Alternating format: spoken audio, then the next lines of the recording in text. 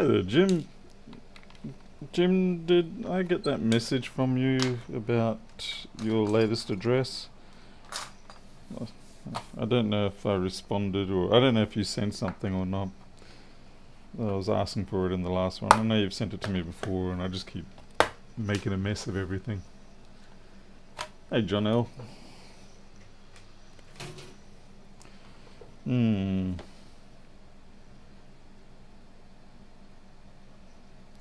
Don't get too many of the 2159s in. So this one's got no display, or no backlight, or something. I'm trying to decide whether it... I'm just going to try power it up and see if it... I better use the right thingamajig. It's that.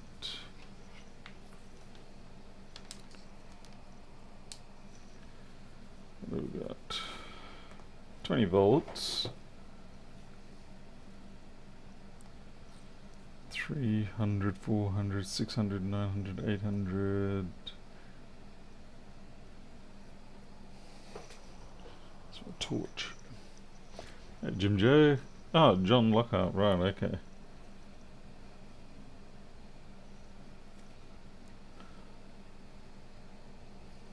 It's really difficult to tell if there's anything going to be on the screen. There's a lot of secondary sort of activity on that screen. 1.2.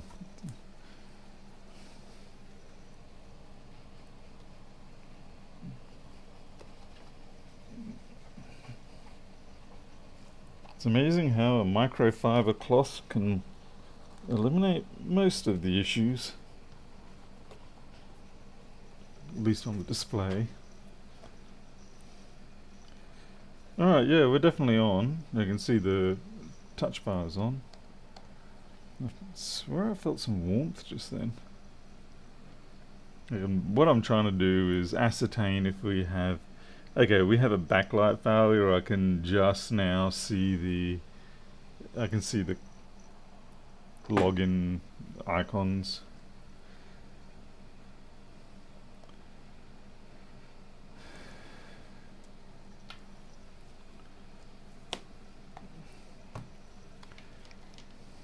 Alright, backlight failure.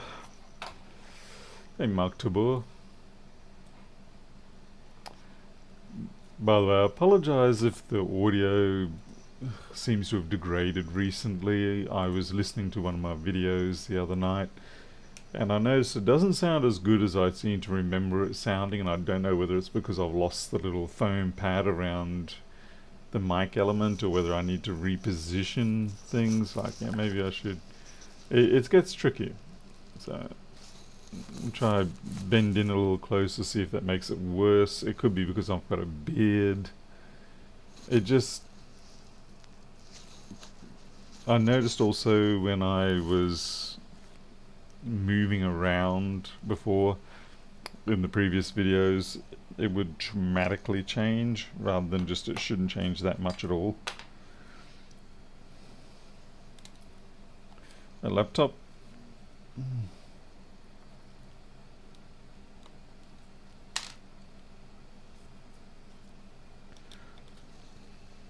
By the way, also tonight we are running back on the original Kona 4-port capture card.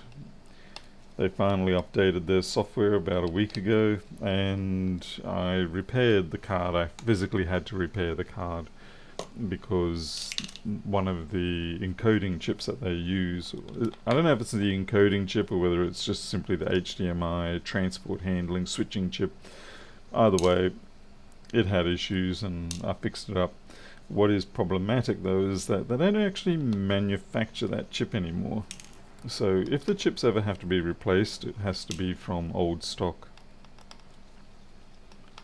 Hey there, Dr. Device, or Device Doctor rather. A little bit later for you over in New Zealand.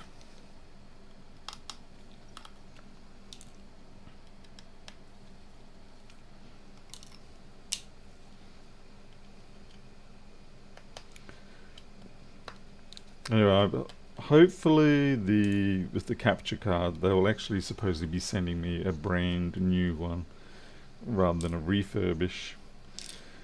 And we won't find out whether there's been a solution to the problem that I originally had, and that was after a couple of weeks of use, these cards seem to just sort of slowly refuse to respond.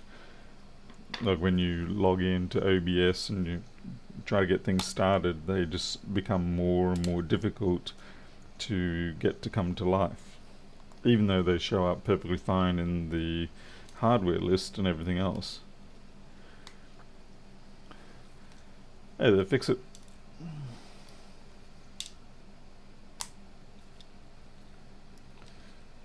A little bit slower on taking this one apart tonight. I should have had it disassembled already.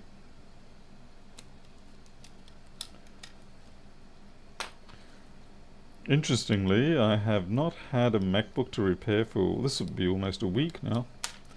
So sometimes you just have no job show up. In fairness, it's probably been advantageous because I've had to spend most of my time outside preparing the back wedge area for the fencing. And the fencing got started yesterday and they've really made some good progress on it already. So I'm hoping in about another week it should all be finished. It'll be a great relief. My bank balance, however, will not be too appreciative of it. But you gotta pay to have the stuff done.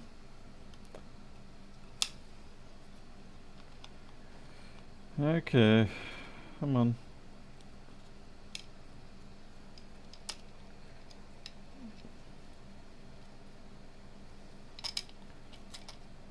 What am I missing here? I don't know.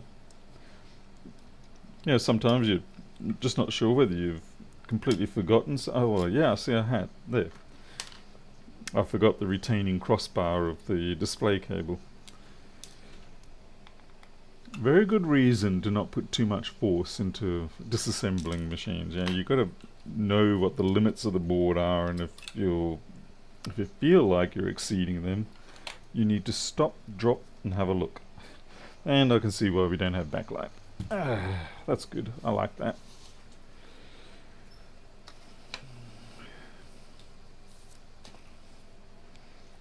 I don't know if it shows up or not, but you can pretty much see why this is a backlight failure.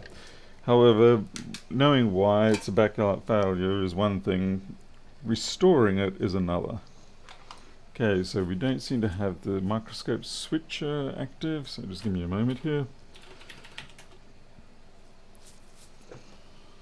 There we go.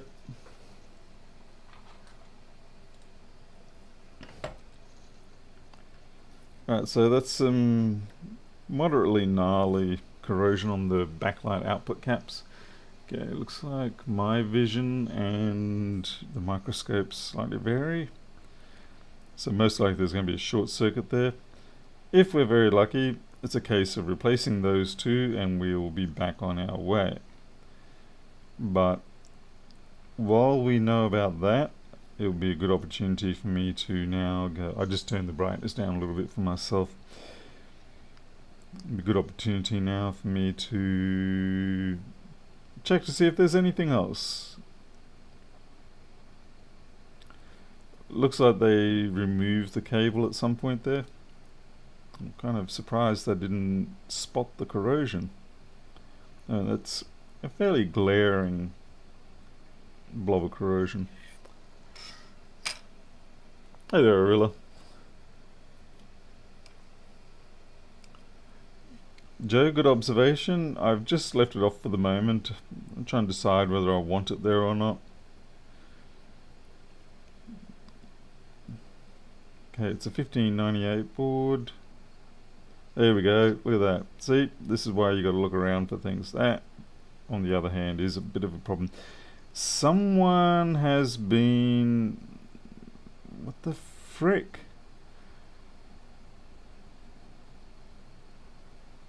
Okay, what the hell? Okay, so we've got... Someone's been fucking around here with a lot of hot air, and they're very lucky the NAND hasn't gone.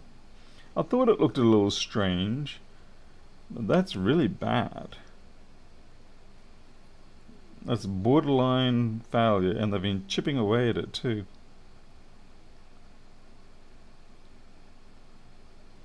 Jesus.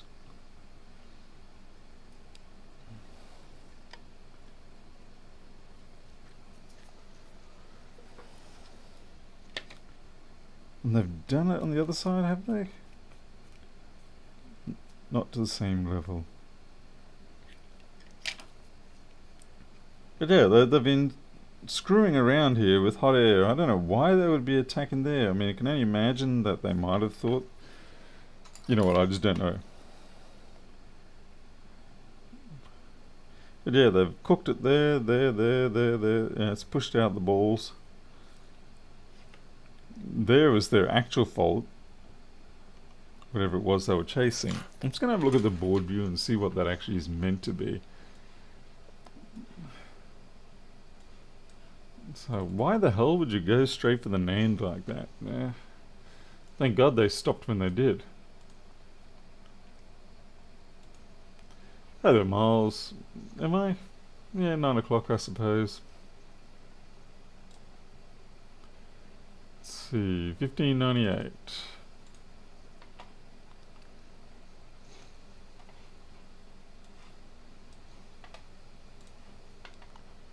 Wow, my screens are all backwards. Okay, stand by.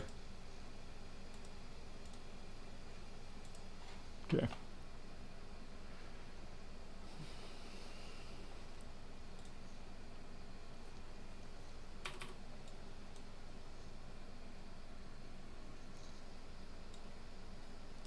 So what is this? Q7680 that they've... Okay, wow. Alright, so that there is basically the MOSFET for the primary sort of power output rails. This case 3v3 G3 hot. So we're catastrophically lucky. That doesn't make any sense. It could have been catastrophic. We're extraordinarily lucky that that did not just bridge. Actually, bridging top to bottom isn't a problem. Where it's bad is when you can't switch off the top half.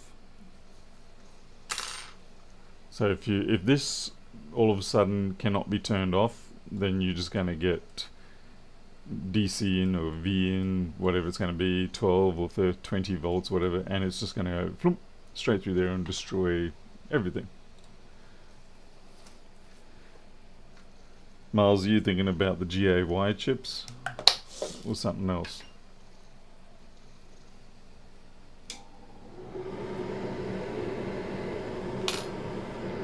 So I'll be honest and say I'm actually slightly nervous because I have had a bad couple of experiences with these ones where I essentially fix the machine and then it dies. And that's even after replacing the GAY chips and stuff.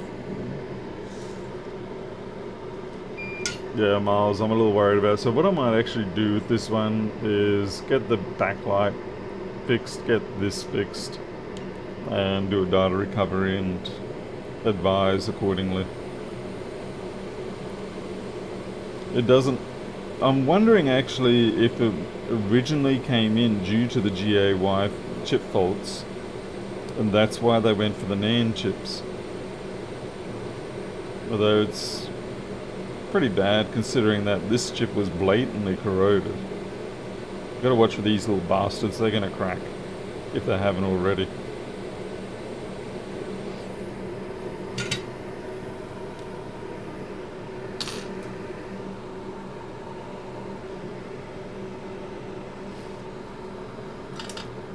Miles, sounds like you got more tenacity than I have for them.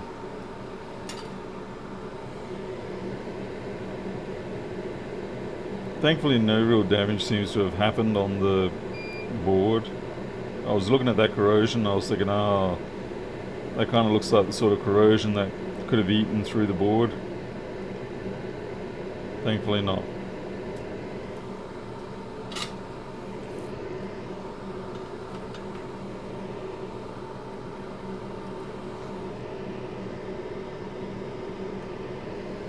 How long do you usually give it a shot for, Miles? Or is it very sort of dependent on the job? Or your mood? Ach, niemand. I've had some jobs where I've gone a whole year, maybe even a year and a half, to fix them. And then others I just sort of toss out within 10 minutes. Alright, we need a 1598. Have I got one here? No, you're an M1.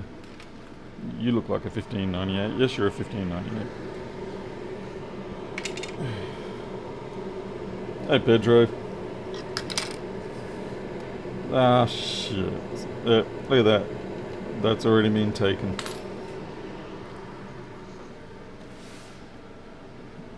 Yeah, I don't like the feel of that now.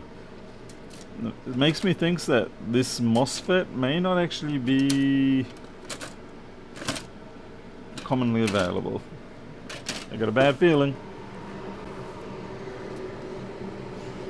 Hey there, B-Blood.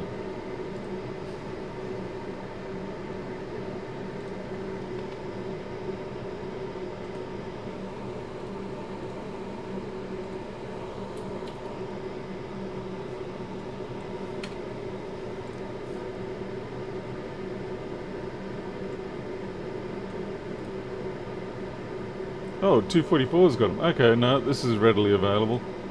My bad. For some reason, I don't know why I would have taken it off the other one. The 244s, I think I've mostly got 45s, so 239 or 875. We'll go for the 239. Oh damn it, I got my broken version of software. Please stand by. Let's see.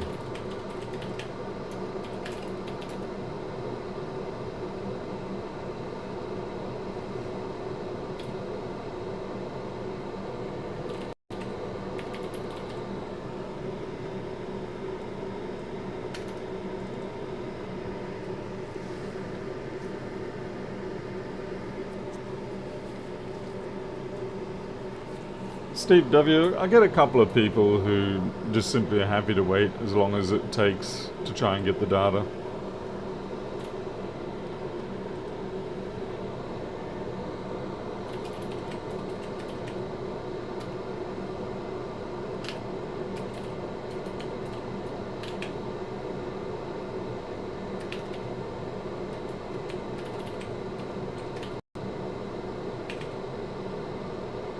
Yeah, we're sticking at 75.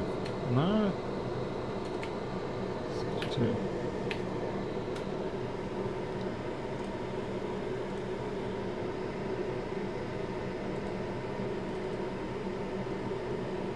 Yeah, you're still 62, you lousy little SOB.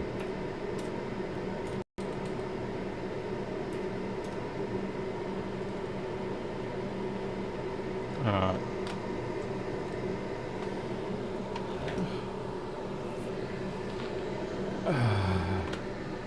What a pain.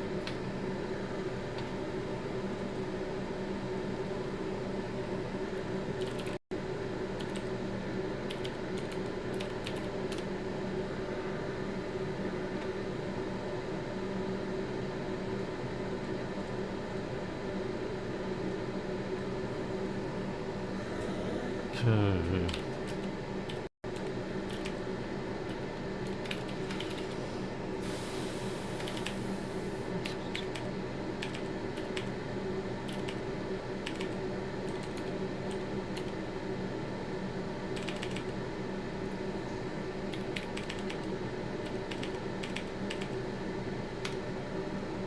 What is the matter with you? Downloads 62.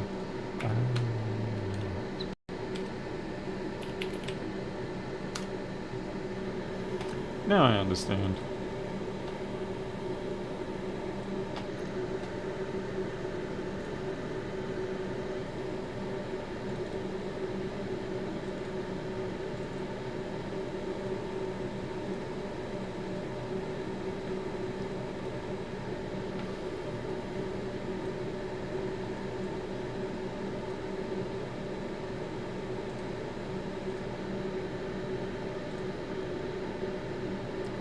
I see. Whoops. Yeah.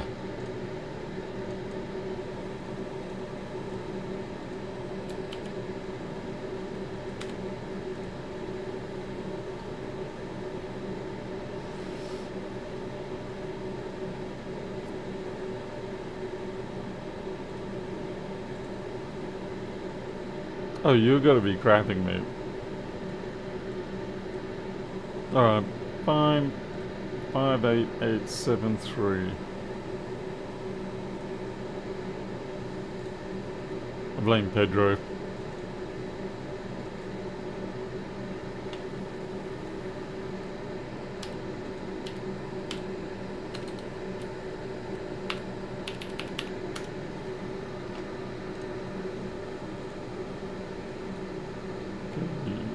Alright, so you're second above the flipping Wi-Fi chip.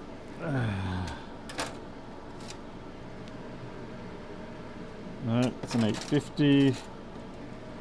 850 and 239 can look similar.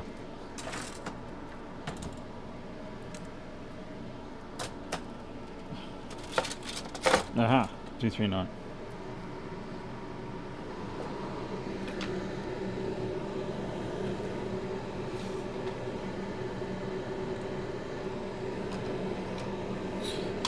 No, I don't use Ubuntu Gnome. I do use Ubuntu, but not Gnome. At least I don't think I do. No, that's Mate or something similar. 58873 looks good. Chip looks a little bit different, but nothing dramatic.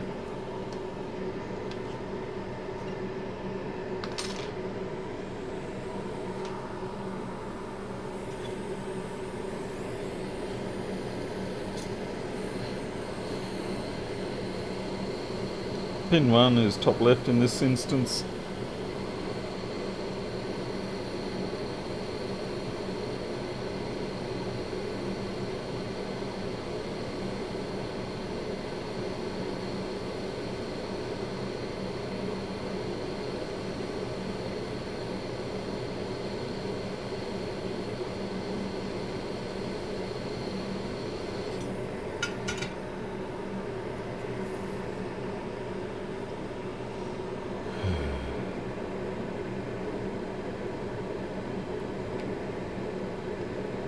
And that means probably pin 1 down the bottom here. Yep.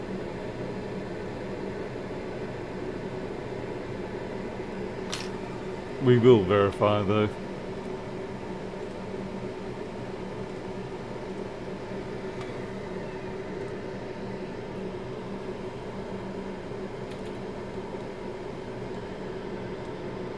And as you can see, yeah, pin 1 down here.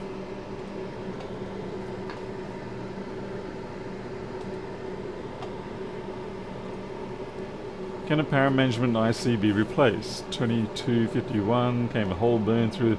I would more be concerned that if it got a hole through it, there's probably other damage around the board that's gonna make it a bad day. So yes, I believe you can replace them, but you're probably gonna find that it's not gonna work anyway.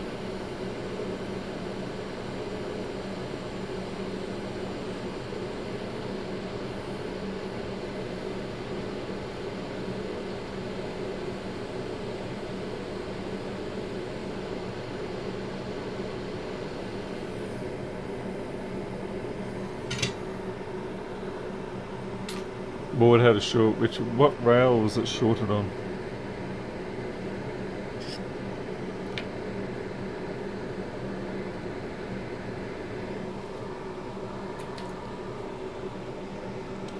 I mean, look, put it this way, I would put it in a low percentage. Okay, so we've got a 1.1 ohm short on the backlight.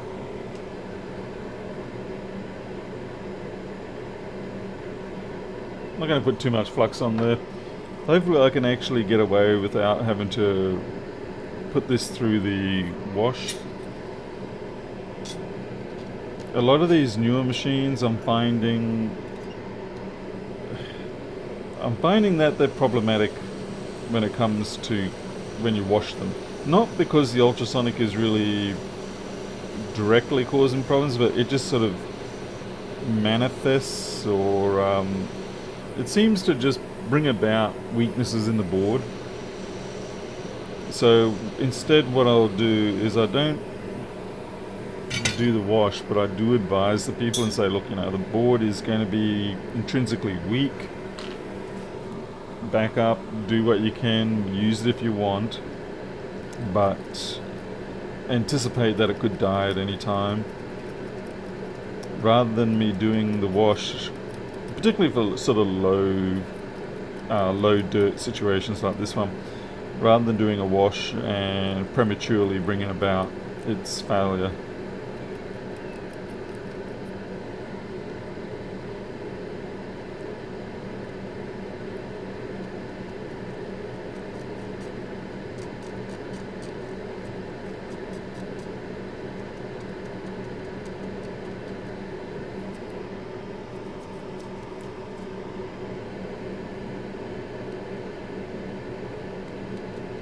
Shikes, that's hot.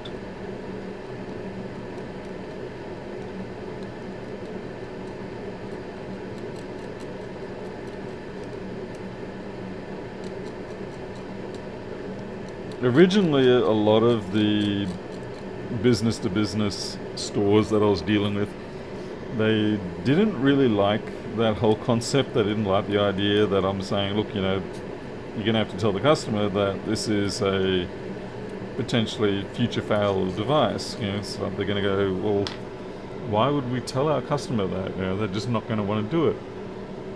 But I think they're starting to experience enough cases where this is exactly what happens, and they're sort of going, okay, well, that actually costs us a lot more, so we're better off just being upfront about it.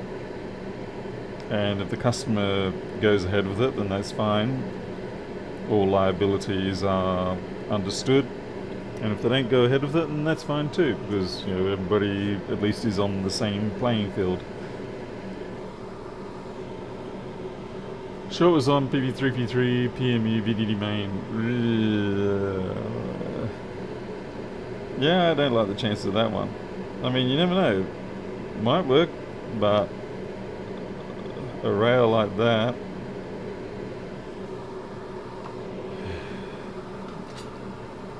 You know what? You just basically shouldn't listen to anyone. You should just try it and see. Because quite frankly, the number of times I've been told by people that this or that, and they're wrong. At the end of the day, you're the person that either will succeed or whatever, If you want to give it a shot, give it a shot. Would I give it a shot? Probably not. But only because I'm a lazy bastard. You've obviously got a little more energy in your tank. Tolerance.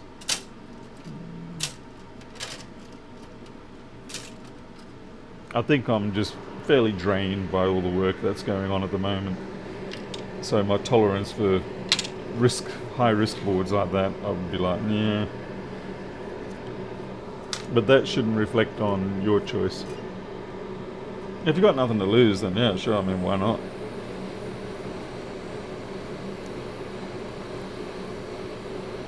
I guess what I'm saying is,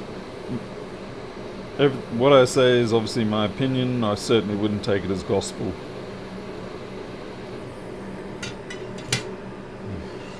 And if you turn around and go, I did it and it worked, I'll be like, that's fantastic. Yeah. See, now I just got lazy there and caused myself extra work. Flip.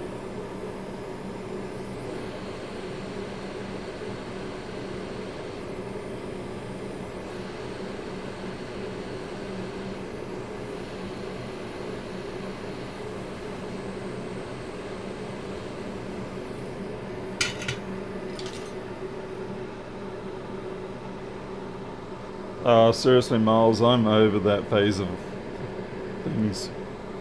For me now, I am more than happy to go, you know what, I don't know. Generally, I'm more than happy to do that. I will even advise other people, advise people, you know what, if you want someone to dig for this more, then try this person or this person. Because 90% of the time, those jobs will stick up your queue. And then when you start getting customers messaging you, you go, where the hell's my machine? Because you've been too busy chasing rabbits or trying to fix the elusive one, which may not be a rabbit. Yeah, the payout's just not there. Not for me anyway. Okay, that's a really, really, really, really ugly looking fix.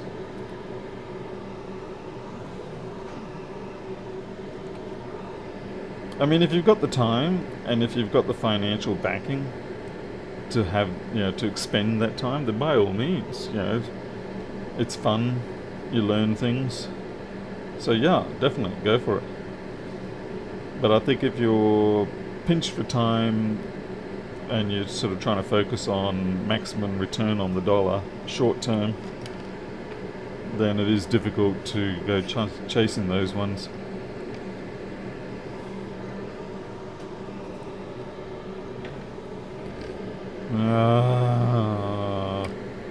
This is a pain. This is set in deep, but I want to get that flux out.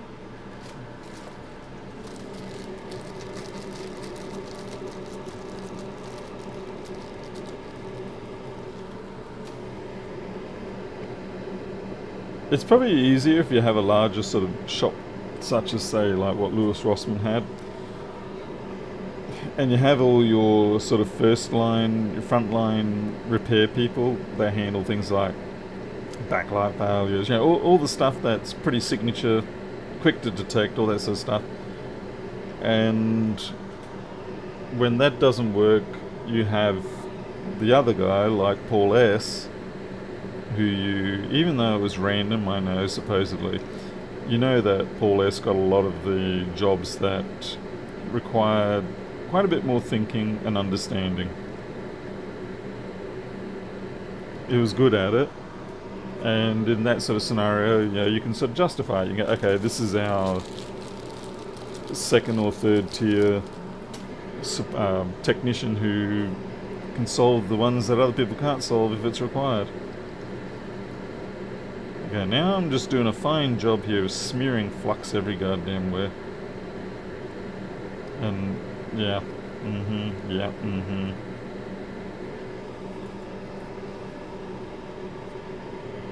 Yeah, I agree, Miles. He's definitely got that. He's got the required brilliance for solving a lot of things that are otherwise will either tax you too much in terms of tenacity or just in terms of outright understanding of the board. Okay, it's definitely twisted a bit off to, it's clockwise twisted, but not enough for me to reflow it.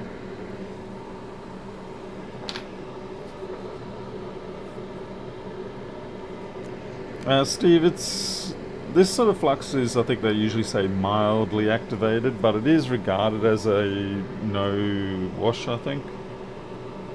I can't remember. It's the NC559V2.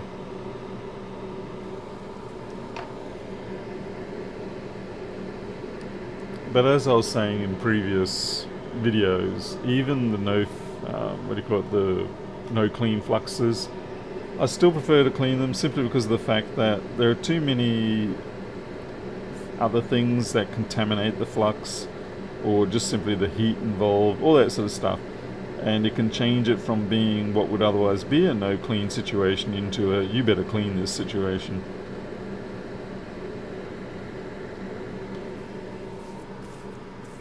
I think I might have to bring out the toothbrush.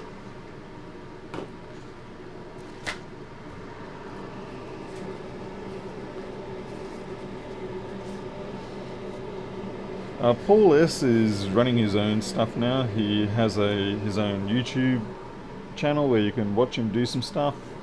He does stuff other than MacBooks. In fact, I think he goes out of his way to make sure he tries to avoid MacBooks.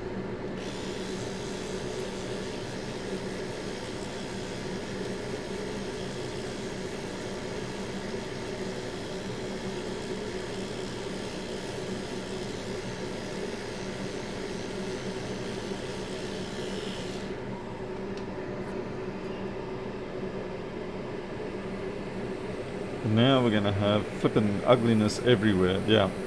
This is how you know when somebody has done this. You get this greasy,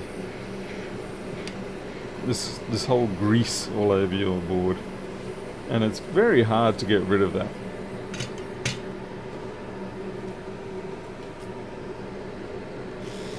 Which is why you sort of start out with a little problem and you end up with this ever-growing oil slick over the board. Which is why most of the time, if you can, it's nice to do the ultrasonic. Yeah, see that's just... I know what's happened here. I've picked up the flux from there, which is stupid of me. Yeah, I really am worried if I ultrasonic this, there's going to be voids in all this, and we're going to end up with liquid sitting in there that can't be removed.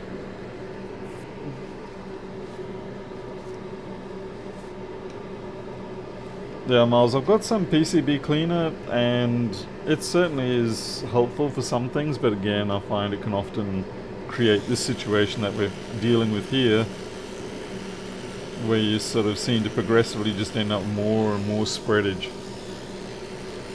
And I've just made it worse again.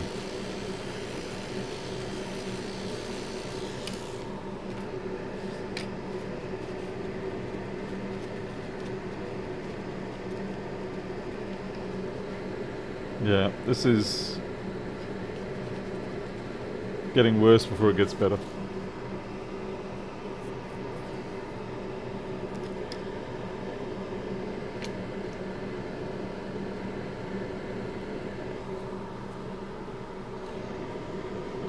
Definitely one good reason to be using a toothbrush, like a non-motorized one. Just a normal manual toothbrush, because you can have better control over how much of the spreading occurs. Whereas with the electric one, of course, it's just flinging stuff left, right and center all over the place with great force.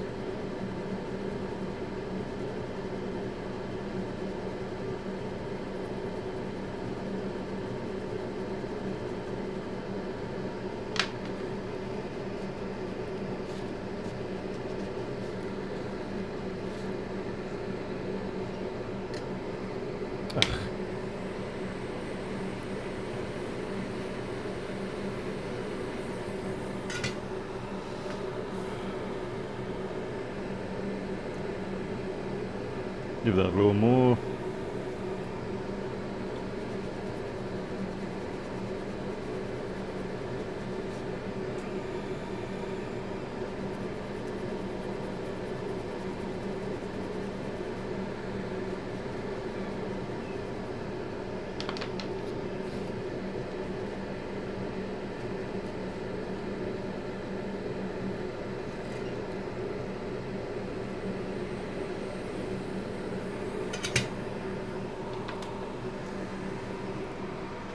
Just go grab some UV glue.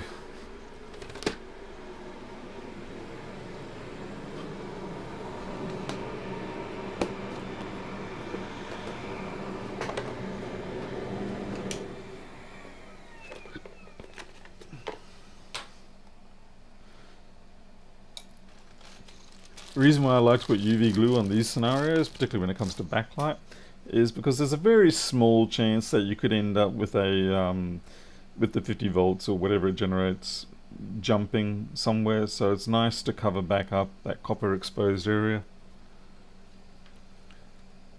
It is a small chance, it's not overly realistic, but well, now we've got to get in there, come on.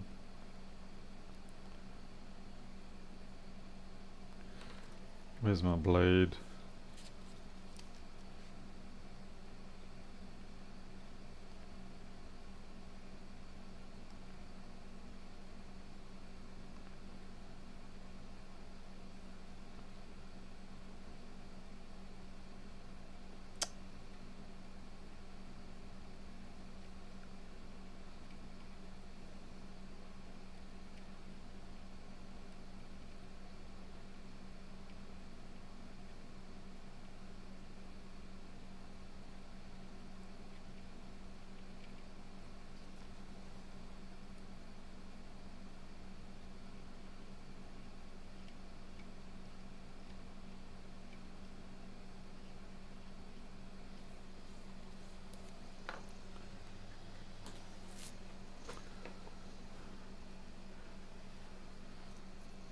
I haven't tried the Chemtronic stuff yet. I do have it, but I haven't tried it.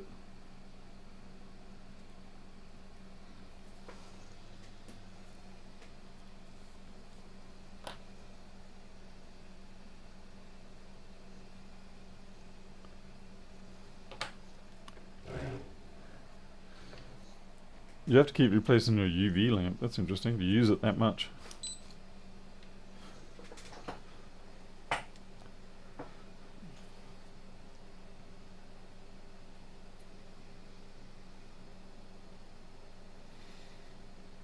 I was mostly saving that Chemtronic stuff for deeper type failures. Like, you know, I've got it there. Yeah, I was going to save it more for the deeper failures.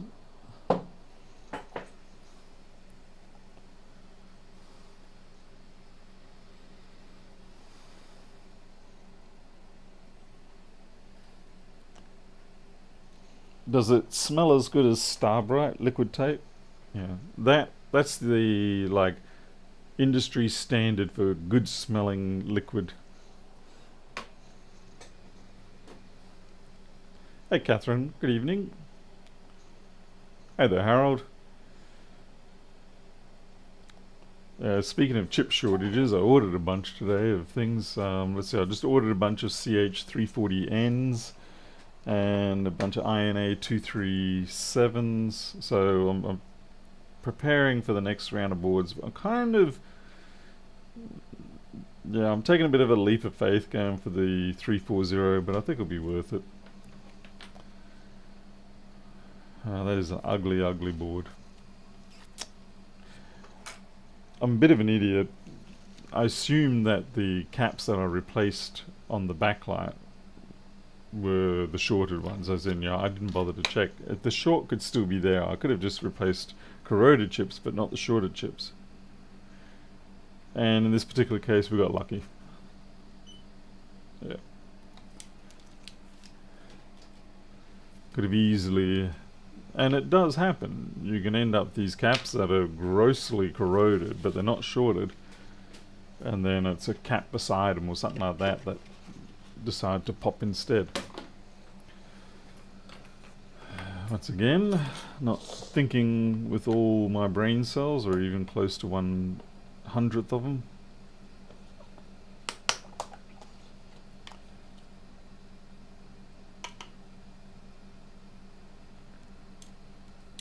There we go.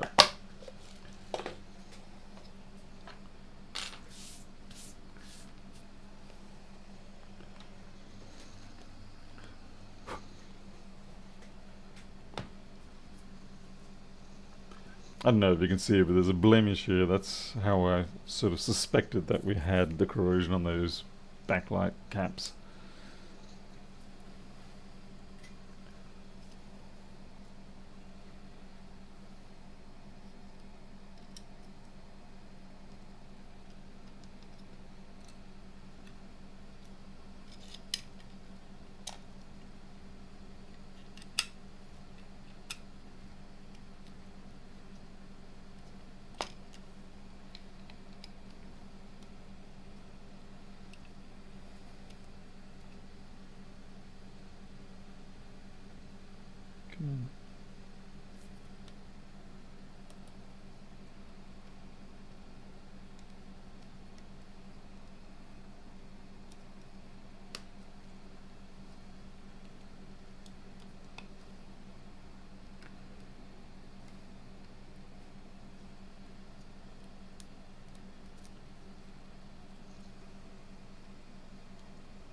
Hello, Jessica Ryan.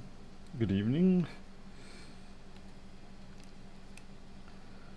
By the way, the kitten nuggets are still with us, still growing. They're at that very happy phase where they just run around like crazy. They're like, yay, we're alive, we can do things, we can play.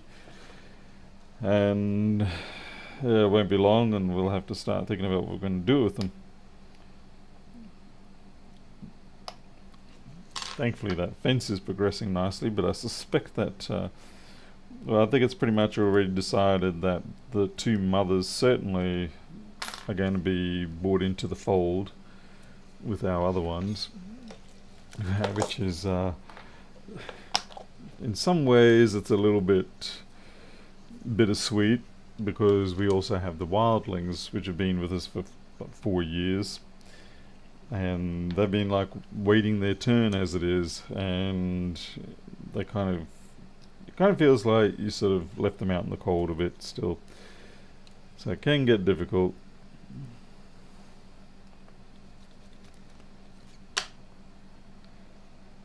And the guilt can run very high.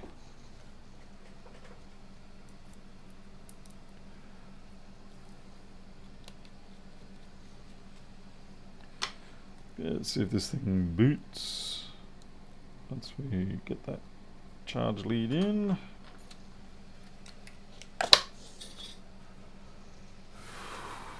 Oh.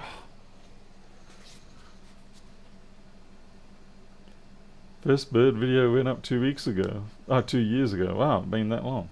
Jeez. Time does move.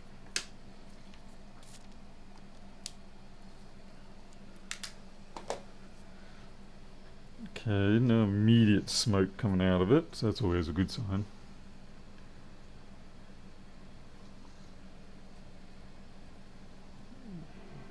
Oh, here we go. Yep, just had a slight fan spin. There we go, up a logo.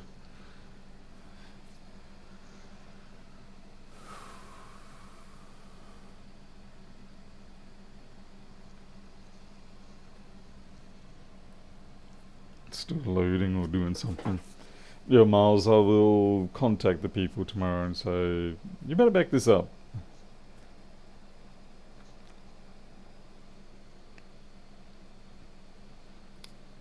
The current's looking good. It's doing that nice incremental rise up to about 3 and a bit amp.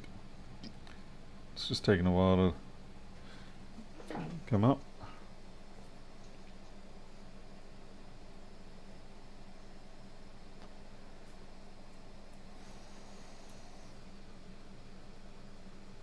There we go.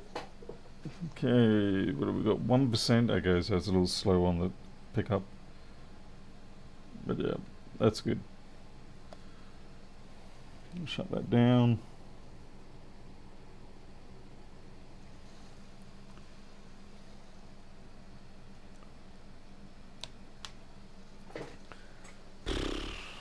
It's nice that I have that fixed. Alright, I've got an A1990 I've got to sort out.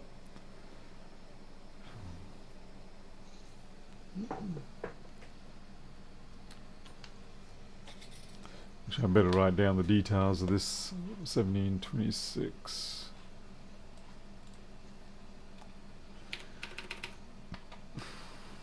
Okay, 1726.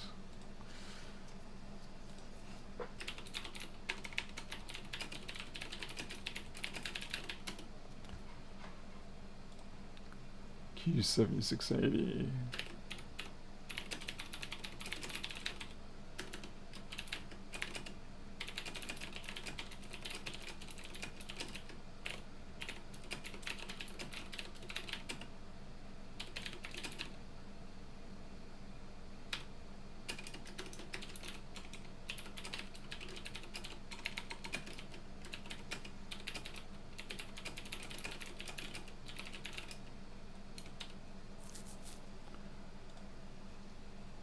Okay, it's done.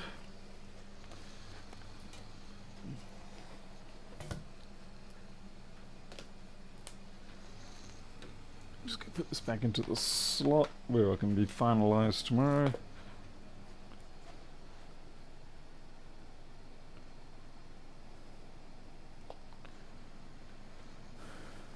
Yeah, Paul. What slot? What spare slot do you have? You got no spare slots. Maybe if you took these shonky boards out of the way, you would.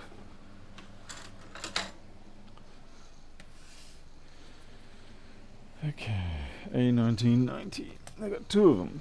I gotta find out which one I need to do urgently. There's one is an urgent, one is a not so urgent.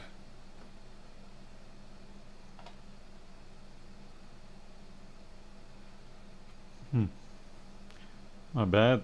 They're both just regular. For some reason I thought they were urgent.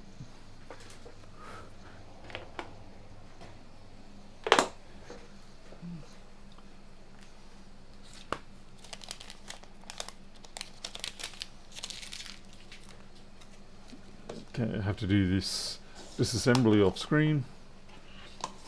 Simply because on the bottom of these ones we have stickers indicating people's names and numbers and all that sort of stuff. So yeah, you don't really want to be putting that sort of information out if I can avoid it.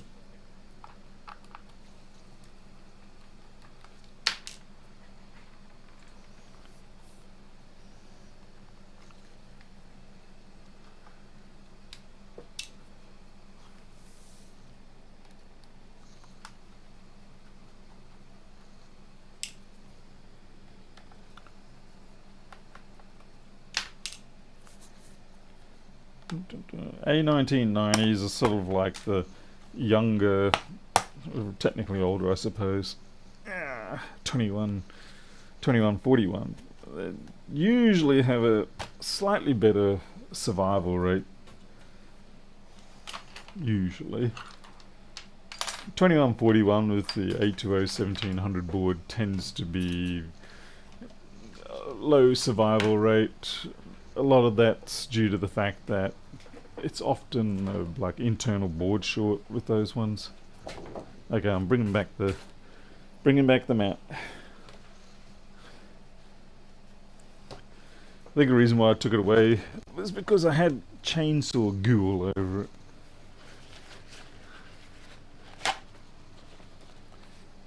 So because of the fencing work that I was doing, I had to clear away a lot of the neighbours' stuff.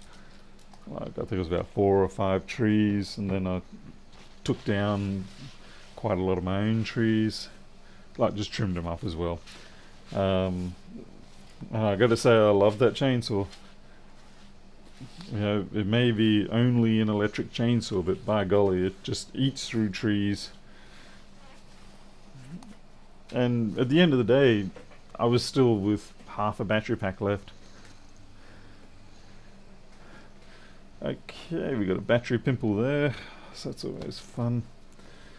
Alright, being a 1990 along with the 2141, we try not to power them up unseen. Instead we like to take them out, see what's going on, see if there are any clear, obvious visual indicators of what might be wrong before we just blindly put power into it. Particularly if it's like this here doesn't look like there's any corrosion there, but chances are, given there's a bit of dust build up here, it's going to be corroded on the other side.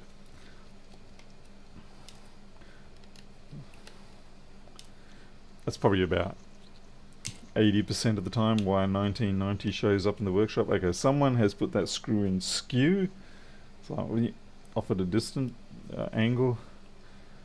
No damage, but still skew.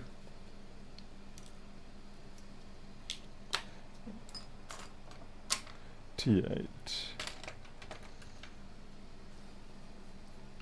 Never want to get dirt sand on the chain. Oh yeah, I know, yeah. The previous one that I had, it just got ruined by that. Unfortunately, you can't always stop that. Like a couple of the trees that I was cutting down, termites had already run through the tree, and as they rebuild, as they build their mud hut sort of thing inside, they bring up all sorts of grit and crap. So as you're cutting through it, all of a sudden you see an odd spark fly out, or and then you can really feel the chain losing its effectiveness.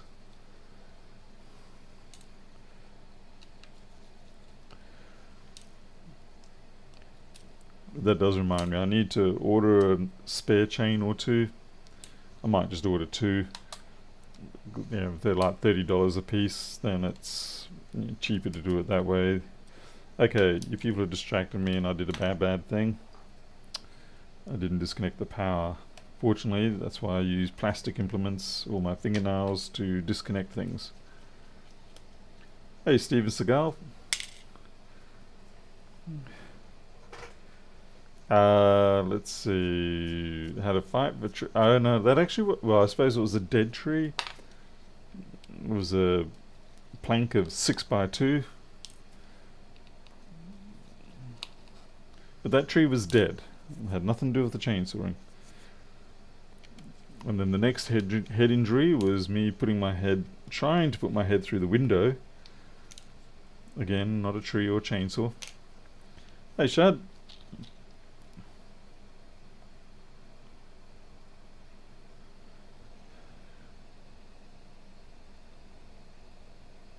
I have no idea what you're trying to spell out there. C-O-I-W-I.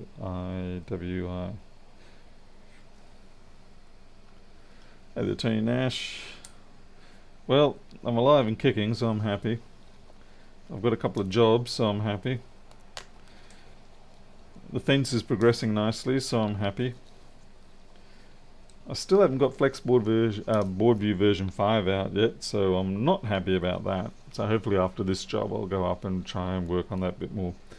The software itself is fine. It's all the supporting stuff that's got to go with it, things like manuals, web pages, all that stuff. And that takes up a surprising amount of time.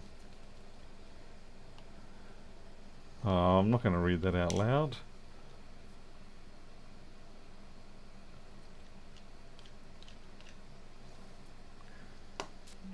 I'll embarrass myself because I won't be able to say those words properly.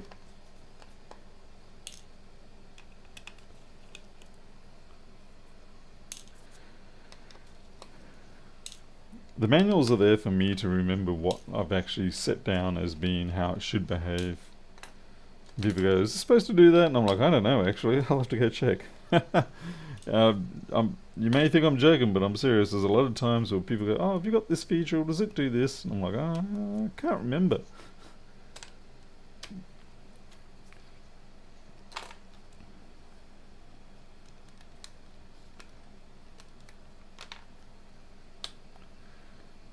Do you type up the manuals at 0 o'clock? Usually, yes. If you consider that to be 2 o'clock in the morning.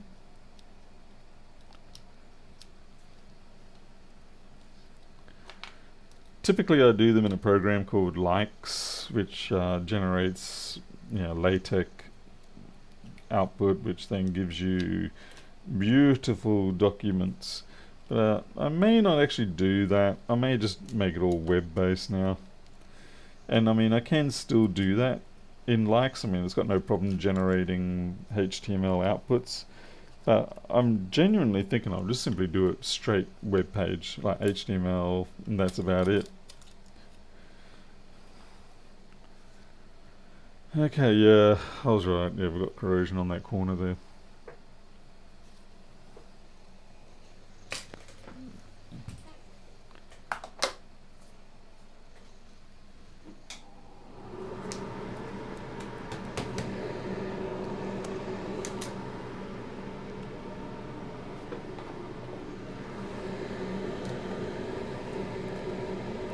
Evening, Craig.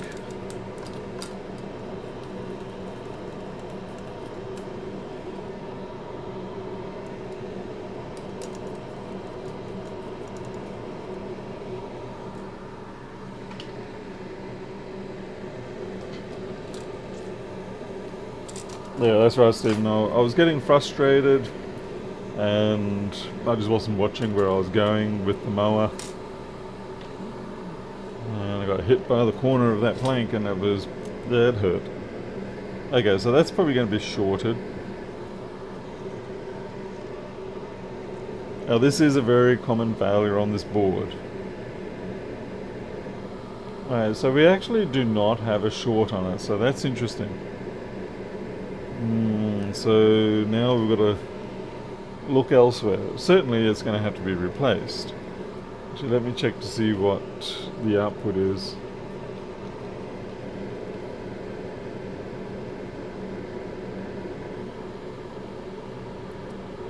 It's running a little low. 300 ohms is a bit lower than what I would like for that output. Oh, now we're shorted. No, we're not. We just got energy in the circuit.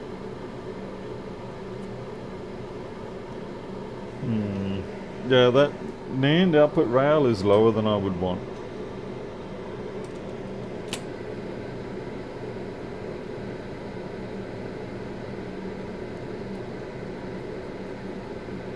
How am I impersonating a magpie? I'm kind of curious.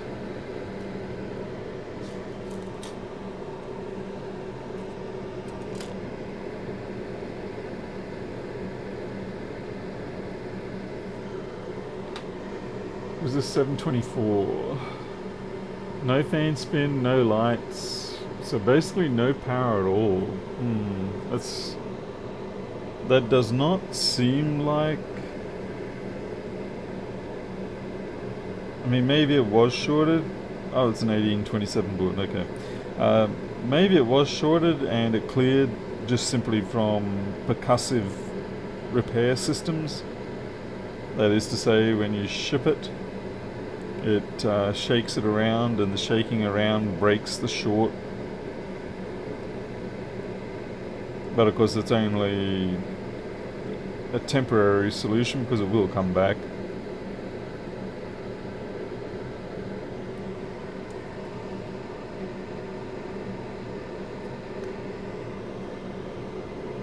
Oh, right, polished windows, got it. Yep, they can't see them and they crash into them.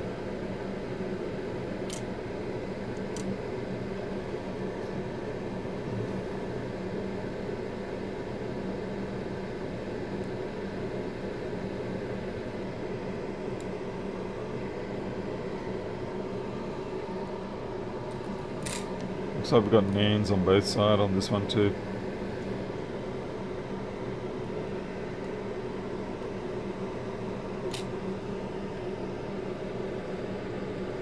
Alright, well, first thing we'll do is we'll get rid of this and see what our values are like.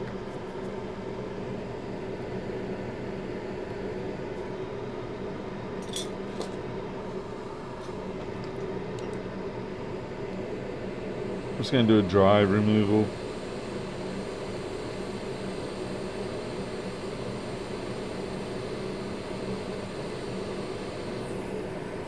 Nice and easy.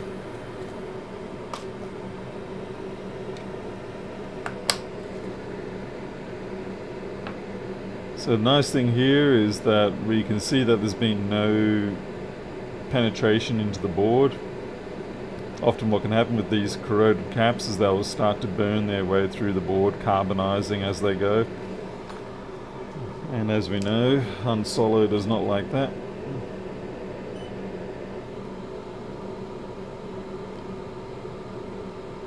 Okay, so that, like I said, the PP bus seems good.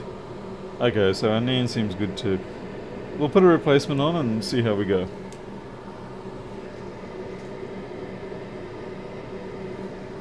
And of course, naturally, I always forget what the flippin'... I'm pretty sure it's a 1063.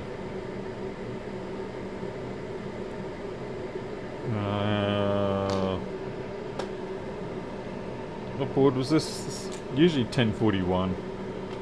It's not a 1041 in this instance, but it frequently is. Okay. So yeah, 10 microfarad, 25 volts, that's the one.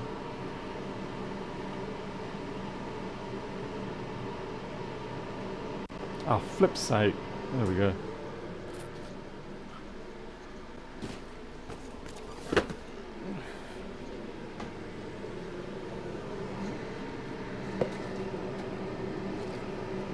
When you say green leaf decals, Why do I have a feeling you're talking about a particularly spiky looking five-bladed one? I know you are, aren't you?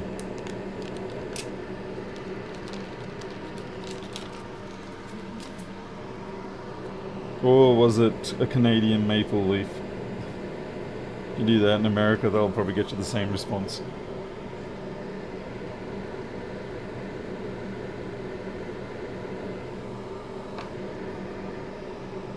Hey there, Graham. Good evening to you. How are you, good sir? I haven't been keeping up with you lately. I'm sorry.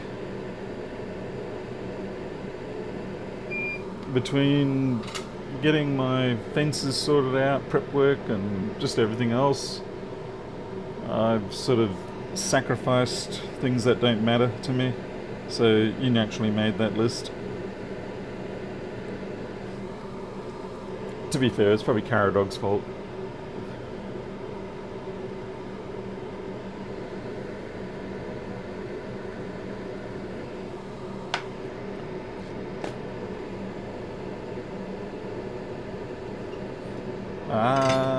Put the shield on because you don't want to melt the plastic.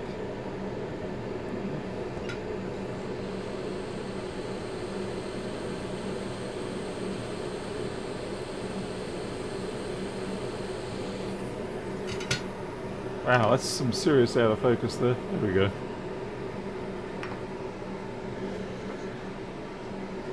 By the way, Graham, we did a build video, I think it was the day before yesterday or something like that, and it would have upset Caradog quite a bit because we actually peeled the plastic protective cover. We peeled the plastic protective cover off this LCD panel. It was really nice to do that, but I know he can't stand doing peels, so I was kind of hoping he'd be there, but the opportunity was lost.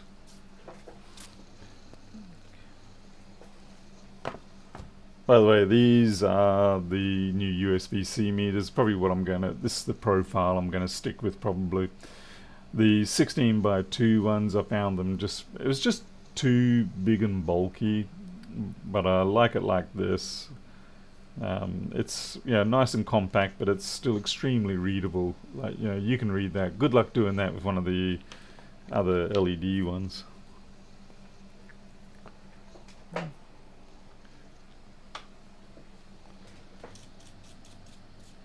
Okay, just brushing out some of the dust.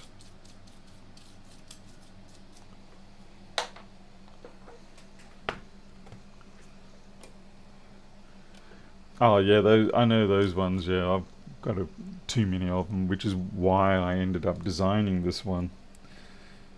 Because that's exactly the thing, and you'd sit there and you'd squint at it, and then if the light wasn't right, and then I really do not like how they have to be plugged. I suppose you could put an extension lead on them, but plugging them into the machine itself, which means then as you flip the machine over or whatever, you lose sight of the values.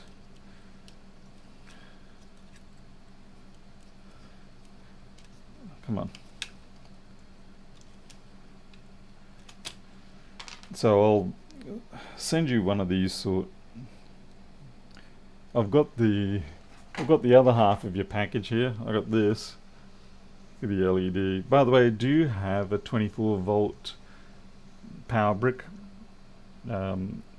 It's kind of easier if you do, otherwise I've got to ship a power brick, and that's probably quite a bit more postage. It only has to be 1 amp.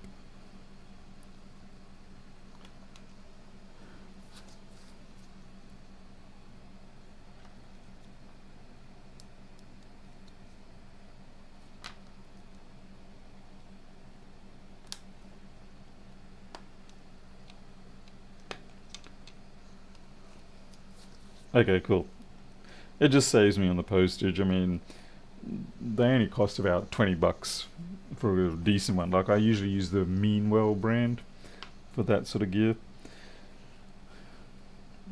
But sending it, yeah, that's where the real cost is.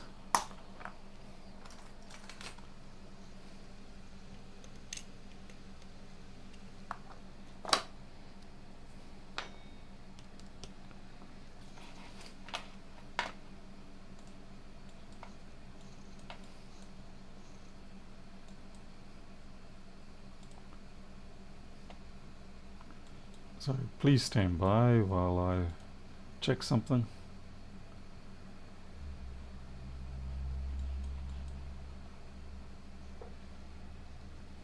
I just realized I didn't check the second SSD, because there's these ones here, which are the ones that almost always get hit, but you also got to check these ones.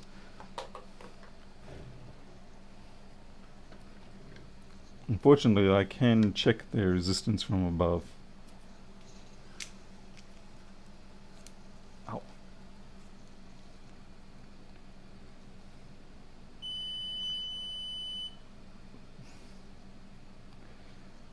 And it's a bloody good thing I did. That is very much indeed shorted.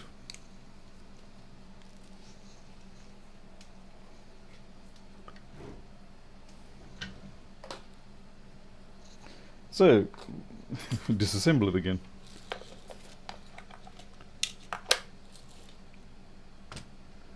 Well, that was fun. Hopefully I'm wrong. Hopefully it's something I've just done silly here in my measurements, but according to the board view and the schematic, those pins that I was checking, that is the SSD 2v5 rail for this side. This is SSD 0, this is SSD 1. In most machines that I sort of see come in here, we've only got one side populated, but this is obviously a high capacity machine. They've got, you know, extra gigs in it, and it seems like that side is actually what's shorted.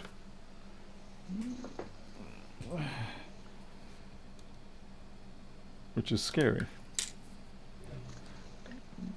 And it's, at least it's a very hard short, although it could mean it's a circuit board short. Right. Alright, how did I not see this sort of thing before?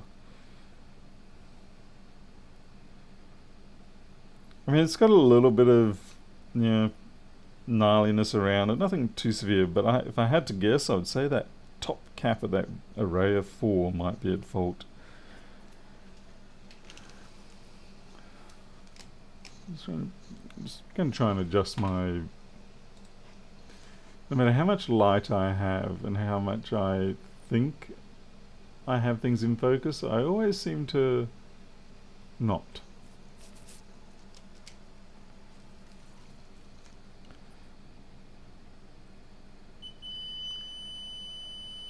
Yeah, that's a very aggressive short.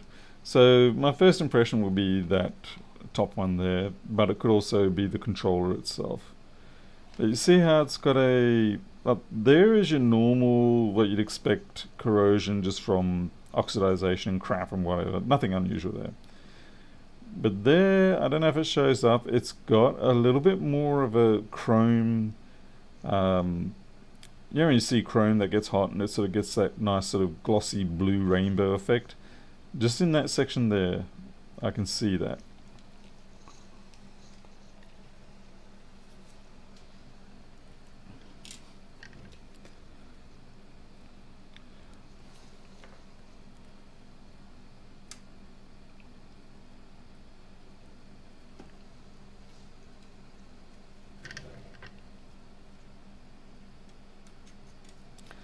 By the way, I'm putting this heat protection not because the SSD needs it, the NAND chip, it doesn't. But it's just simply because I don't want that plastic melting too much. But unfortunately, it's probably going to do so on this case. Hey there, creature.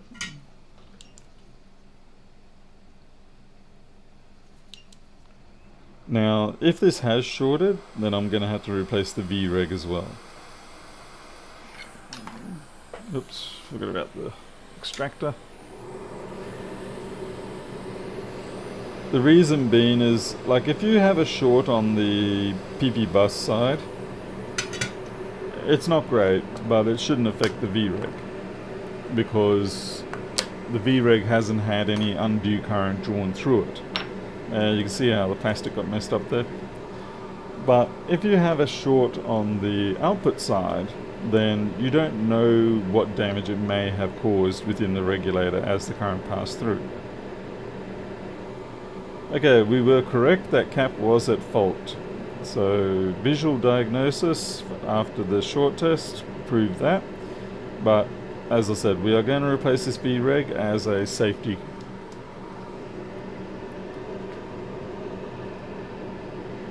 Where the hell did I put that cap? Did I put it back into the... Oh well.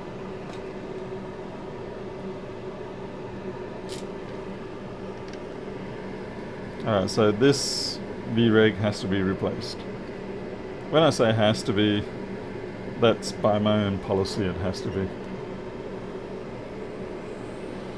I know there's probably plenty of people who don't think it's worth doing.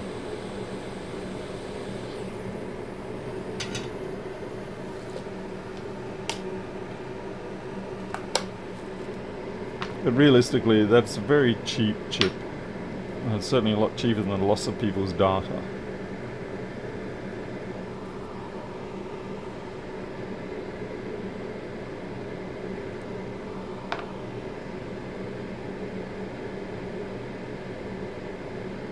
So we migrated some corrosion from the backlight chip replacement. Whoops. Oh well. Okay, so what we're going to do is we first pick up all of that lead-free solder, get some leaded down there. That's great, that's done. And then we're going to wick that away.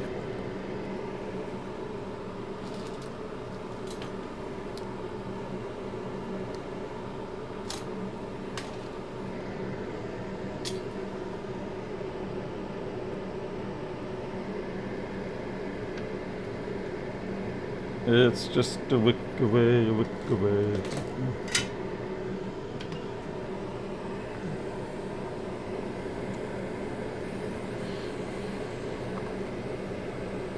Yeah, someone managed to get a great big fat blob of solder on that cap.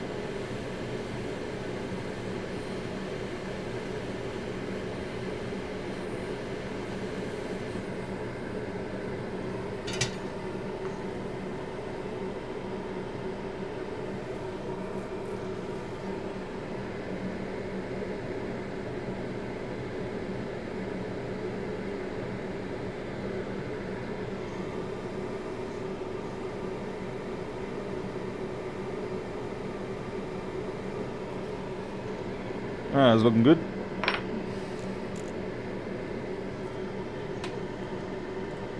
The other thing we have to do is make sure we of course have the orientation correctly, and on this particular section of the board, which we don't really visit too often, our pin 1's bottom left. Whereas on the other side of the board it's top right. TPS 62180. Oh, the QT, OT, sorry, OT.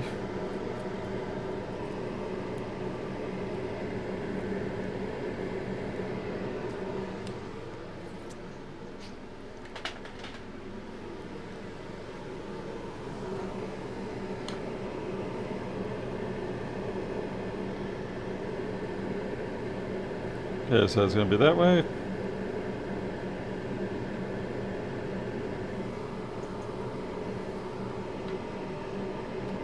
We're going to put down a small amount of flux, which we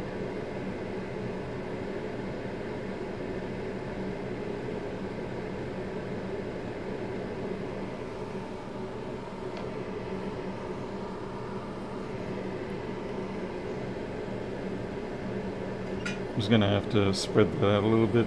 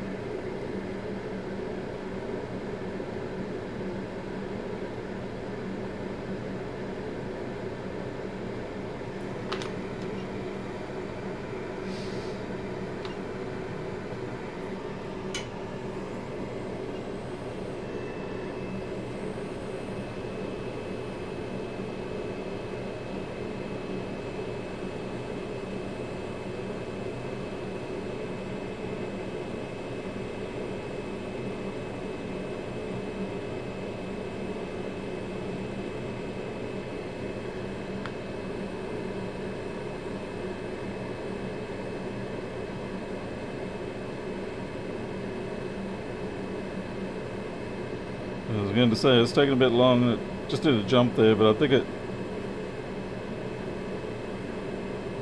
we have not put enough flux down there.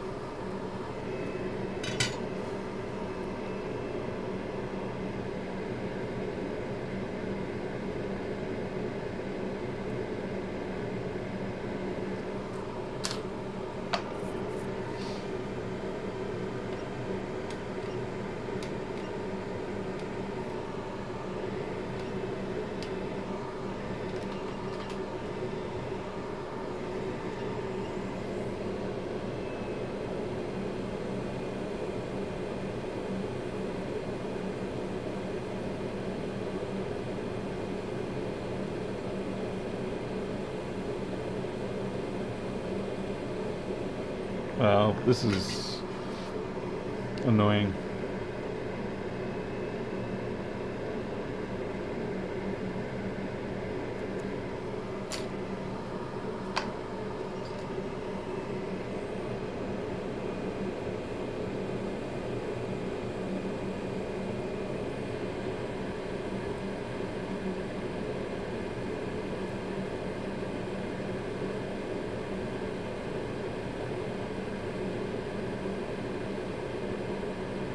Okay, there we go.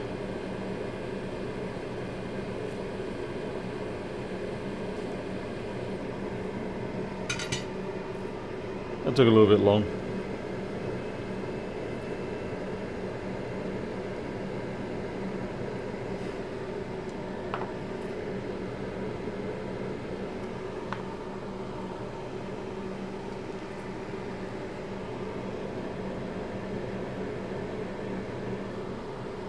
Okay, resistance to 2v5 is good.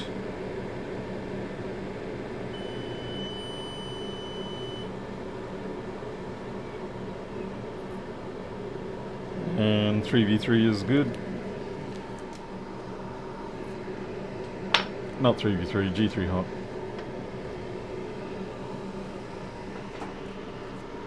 Yeah, we just wait for the board to cool off.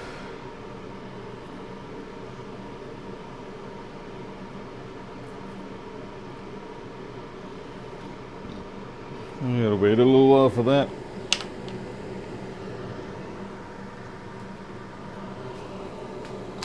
In most cases, if you test both those, if you test the SSD rails, it'll get you out of most of your possible issues. Or at least let you find them. So like I said, very glad that I tested that. Not replacing the cap in this instance, no. Those caps are... Oh wait, which ones are they? Never remember the... Yeah, they're the very strange 20 microfarad, 10 volt in 402 size. I could put a 10, 16, 402 or something like that in there, but...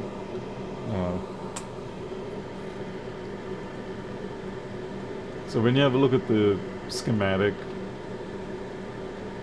so we're losing one of these, so it's barely 10%, plus there's probably others, I'd imagine. I'm probably wrong about that, but yeah.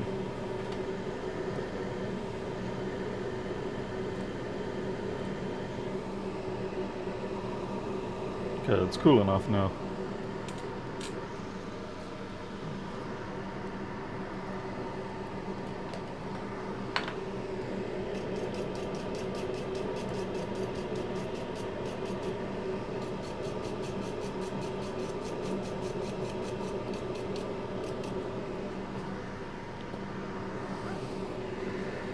If we're getting close to, say, 20% of the capacitance of the overall rail, then yeah, I would look at replacing them.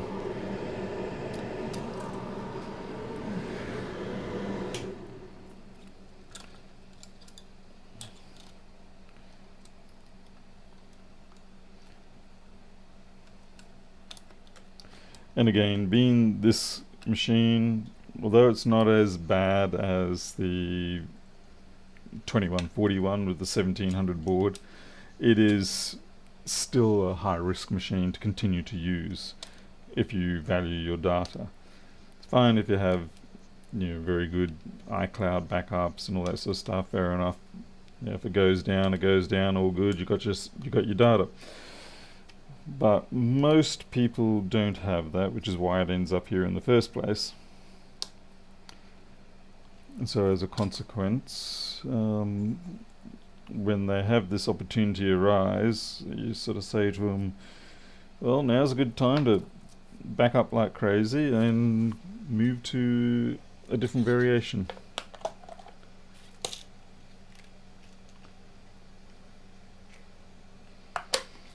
I think if it wasn't for the bad design situation with the VREGs being so close to the inlets, this machine probably would have been pretty good.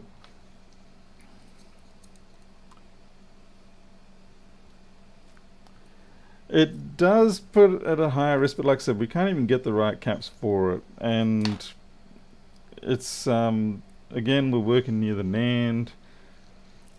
It's just a risk factor thing. Like I said, if it was a higher percentage of the capacitance, then yes, I would replace it. But for these ones, empirically, I found it's just not. Yeah. There have been too many, put it this way, there have been too many times where you go back, do the right thing, put the cap back and all that sort of stuff, and it actually ends up killing the machine for one reason or another. There was a recent video I had of exactly that happening. So in these scenarios, you're trying to do the least amount of rework you can to get to the outcome you want. I mean, you're absolutely correct. Not having the capacitance there does put it at a higher risk of failure through things being out of tolerance, and the operational envelope being smaller. But again, we're weighing up the risk from the rework versus the risk of it falling outside of the envelope.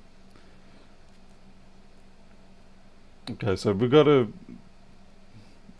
proper charging current. Everything's coming up good here. Okay, we've got a very dim backlight, but it is giving me an Apple logo. And you can see the current is picking up nicely.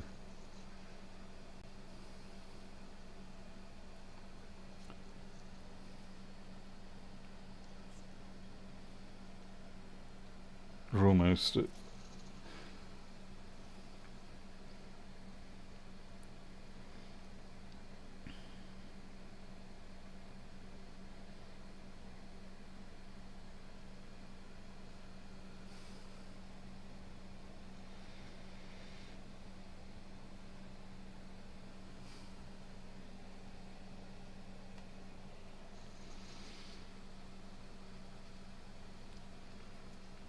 it is part of the buck converter, but like I said, at the same time, it is technically still smoothing effect. I mean, it's just storage sort of thing. There's also the margin factor that they already build into these situations. Anyway, as I was saying, from experience, I have found that it's better to minimize the amount of rework you do. Particularly, like, if we're talking, what have we got here? 1, 2, 3, 4, 5, 6, 7, 8. So 12.5% loss. It's not great, but at the same time, I would rather not do more than I have to, get the data off, and then reconsider the position after that.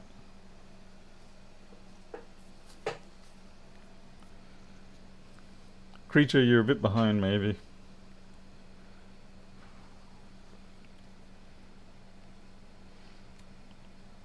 I mean, prior to maybe a year or two ago, I would replace everything absolutely, but then I started noticing a trend of failures that could have been coincidental, could have been causal.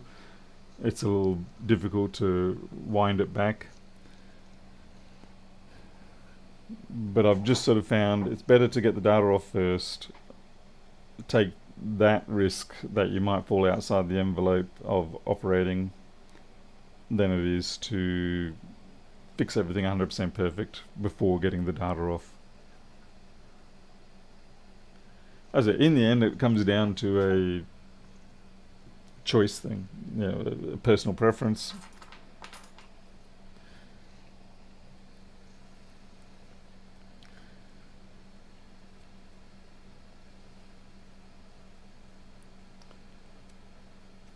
And certainly, when it comes to the data, I've got to live with. I think there's been 2 or 3 machines in the last 18 months that have come up, have worked.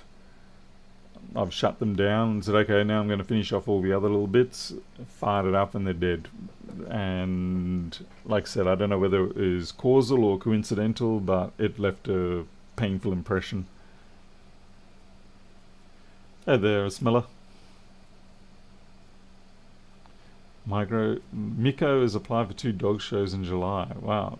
Now you're practicing standing as he is sort of. Maybe you should enter sitting shows. That would make it easier. Anyway, this thing's charging nicely. We're actually charging an incredibly good rate for 4 amps, 1%. We're going to shut this down. The other problem we've got on this is, of course, now we've got Flux under that V-reg. So yeah, definitely recover the data job.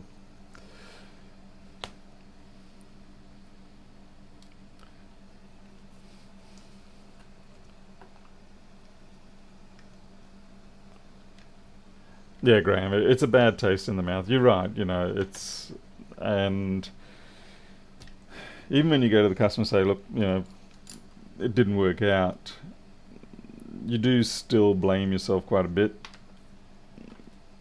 Particularly in the scenarios where it wasn't because you did something specifically wrong, but it was just that you maybe that last little bit of heat you added broke something in the logic board. And that's what I was talking about before, where ultrasonicking may be bringing forward an inevitable failure. But I'm finding that if the customer doesn't want to give us the information for the backup, then I'm not ultrasonicking anymore. Not unless it's truly a disaster of a board which will fail 5 minutes regardless. For small rework scenarios, if it's working, it gets shipped and they get notified that it has not been cleaned, but again, they're being notified that it's strictly data recovery.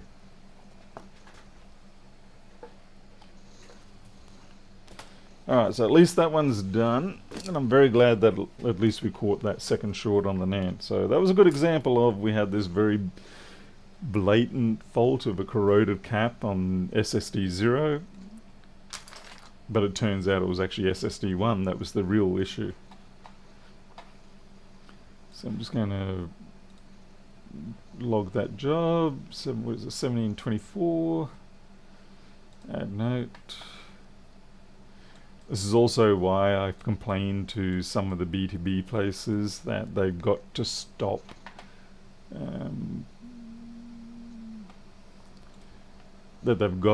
knocking these caps off, because a lot of people, they will find out that, oh look, you just got to knock this cap off, it's corroded and it fixes the board. And I was starting to get machines coming in where these have been knocked off and they would power them back up, and the V-reg had been damaged or something like that, and as a consequence the user's data's all gone.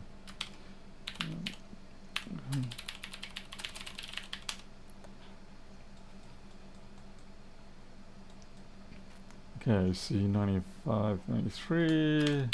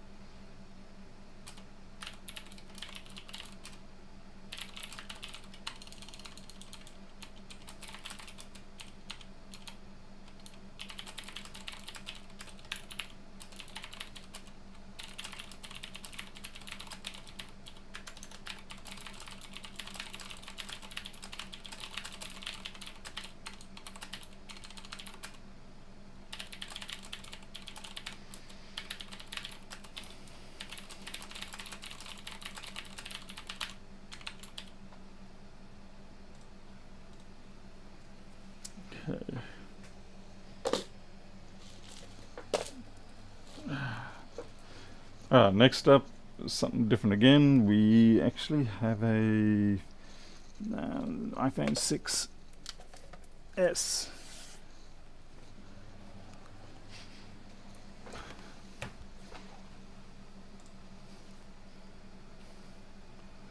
Hey Christian, a 10-minute tick.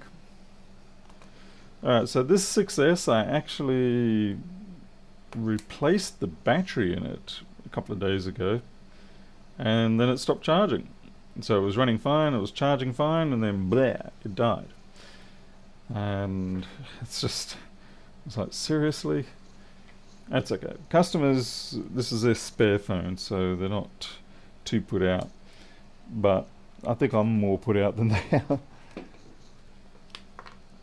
It has a very short moment of drawing about 200, maybe 300 milliamps, and that's it. And it's very infrequent. So I don't know whether I've got a NAND fault or not a NAND fault, a TriStar fault, a dock port fault, or whatever. And it does it even with the battery disconnected. So I know it's not the battery.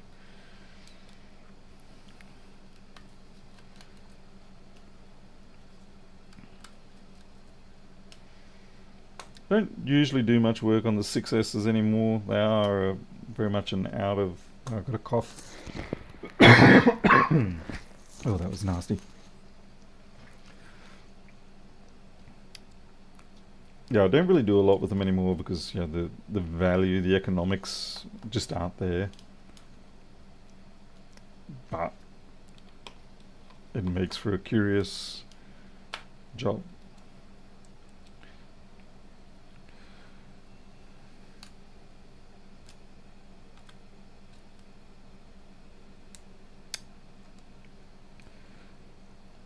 Replacing the iPhone 6S TriStar was probably... Sorry. Damn my microphone. I think I might have to... I don't know what to do. I think I'm going to have to just shave my beard. Oh, hey, sweetie.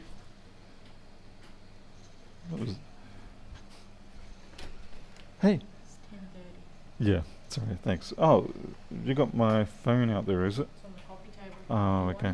No, it's okay. I'll deal with it. Let's get your mic right.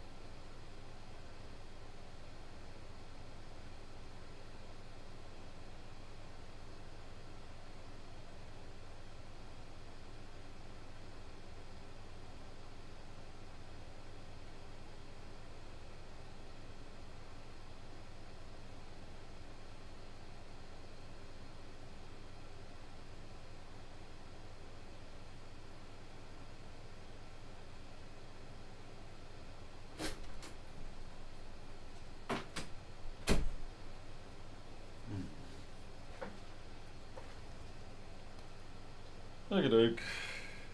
Let's left my phone out there.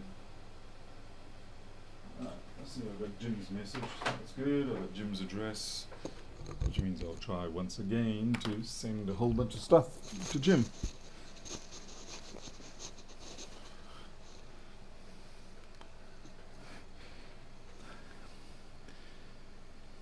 Right. So if we plug the USB-C meter in, we can have a look at the current pattern.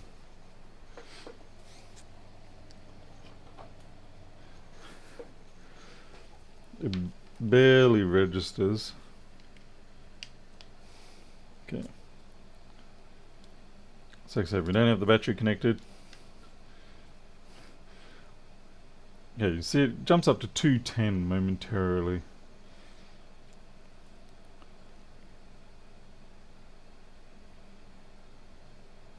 And again, yeah, it's just like a little... It actually responds faster on this than it does on this, because this only shows us the average over 5 frames, whereas the on-screen display is every frame. Anyway, so it's behaving like there's a short.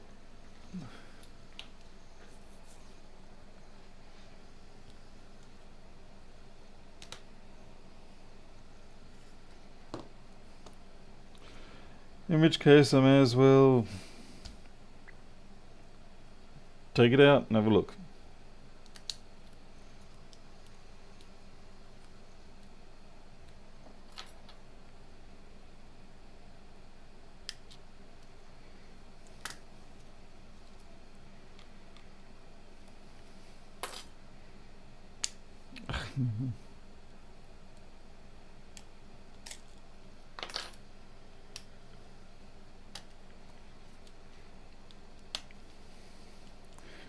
At least these are quite a bit simpler than, say, the likes of the iPhone 8 Pluses, the 10, yeah, basically all the newer phones.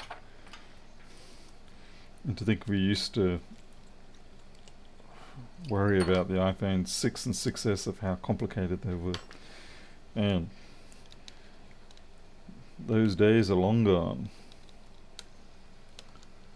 Have I got a TriStar tester? No, I've consciously decided not to bother with them because of the whole false positive situation.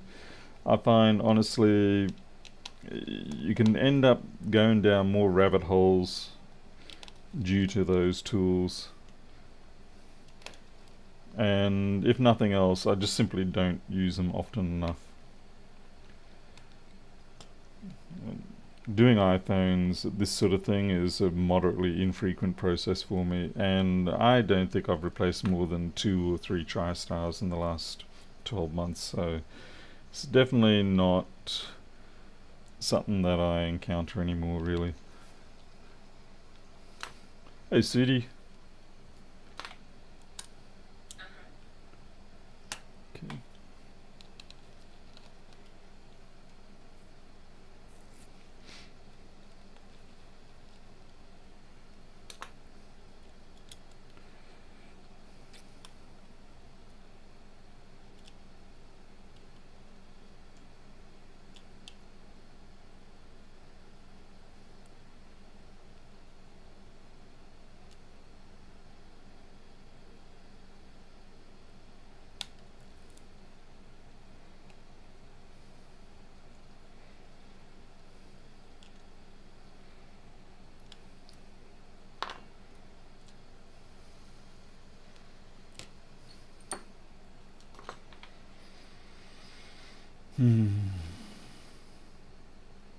There's a little spot of liquid damage there.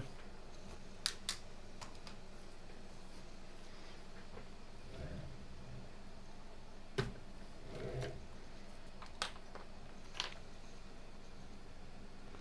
don't know if you can see it, but there's this slight area there.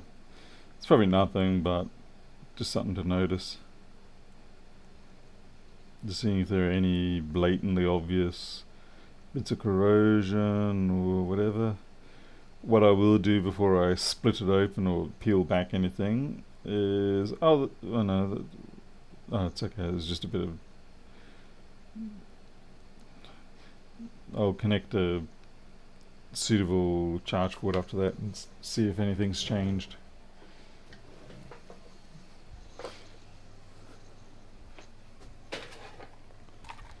Let's see, iPhone 6, 6S.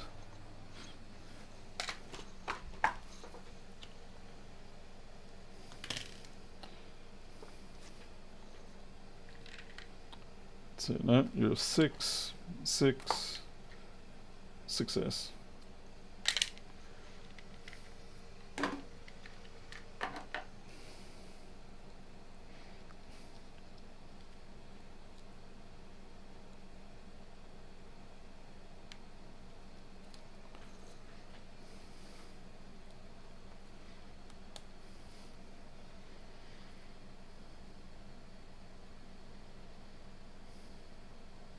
Same behavior.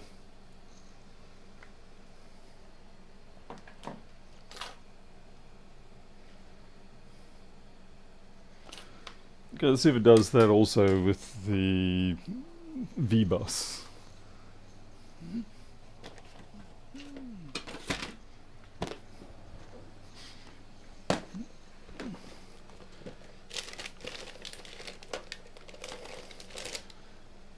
This is definitely one of the sort of power connectors I really do like. It does its job well.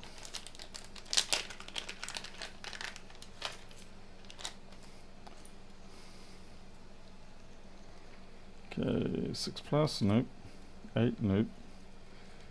6S, 6S plus, there we go.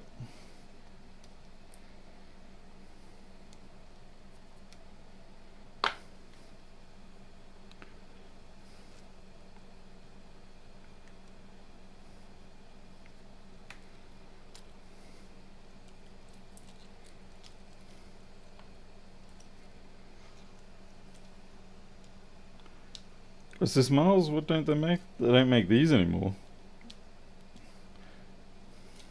Really? I thought, no. Is that just simply because everything's changed with the... No.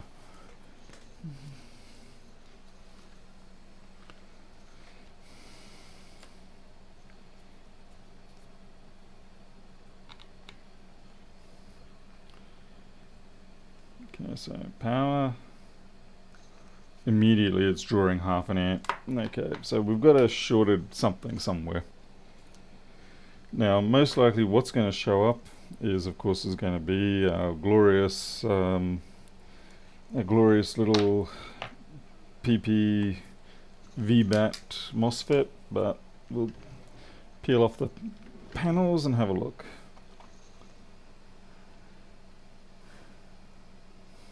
DT880, just from VCC board repairs were complaining about in those last videos. Seriously, I'm surprised nobody else has then stepped in to provide a replacement. I mean, it is such a... It's a good example of a tool that does its job well, you know, provides you... And it has that ability to provide you with a lot of useful information very quickly without being invasive on the board itself.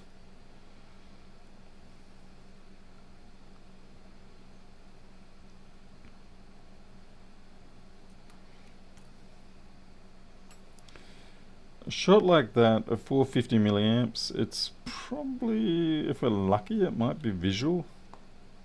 Could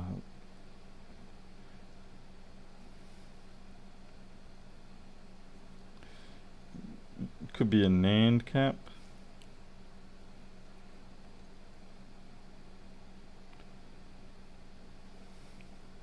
I can almost guarantee if we put the infrared camera up, it's going to light up that MOSFET. And then you've got to shift from the MOSFET and inject power and see if you can find it, the true cause. Which is why I'm just trying to visually find it first.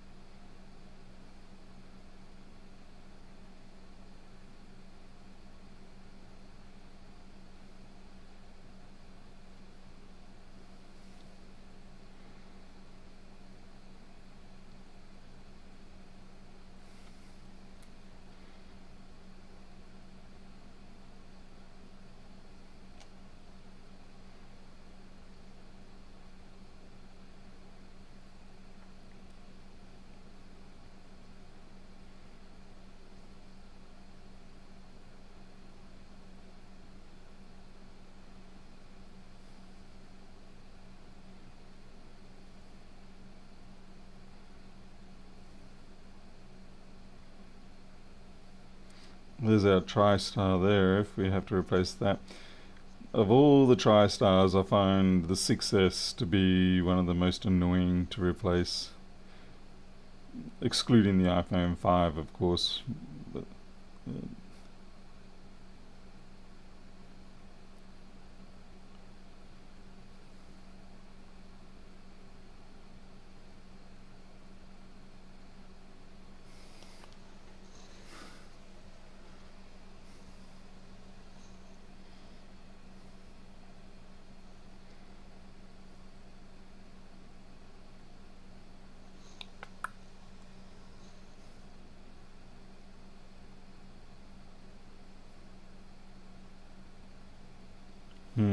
Alright. We will infrared it and see what shows up, but I'm almost certain it's going to be the MOSFET. But I suppose at least that will eliminate, it'll be on our path, I suppose.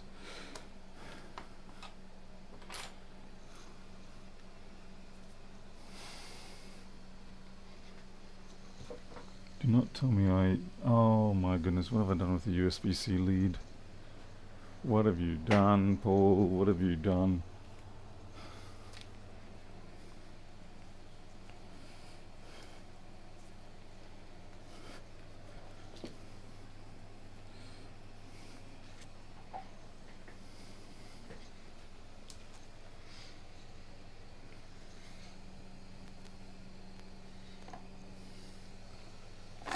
Flippity flip. Come on, in you go. Hopefully that's a fix.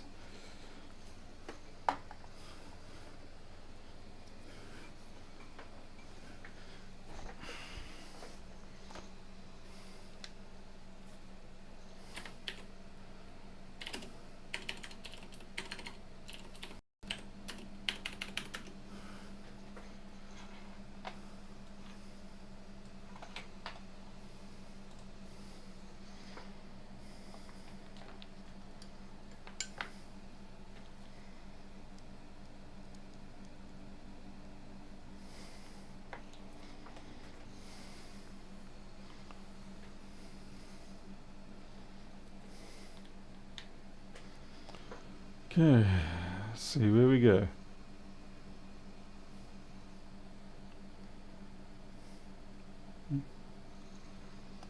Okay, that is not a normal place for it to pop up like that. So we've definitely got something different.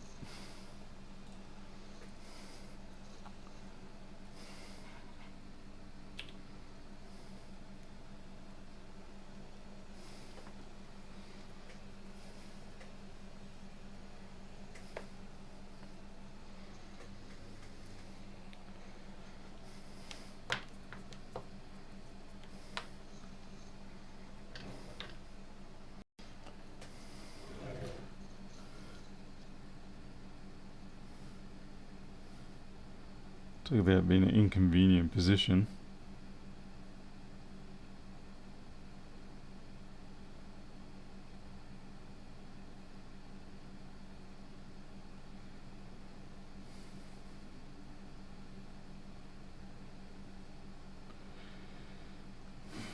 Everybody's going to be saying, use the freeze spray. It's like, freeze spray is very tricky to use in this kind of weather. I'll get about one shot at it, and that'll be about it.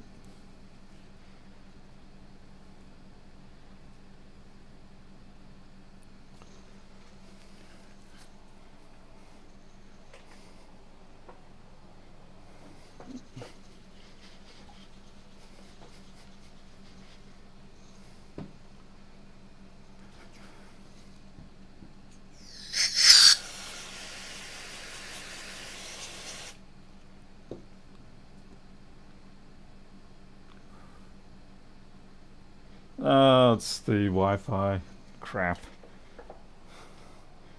But a classic.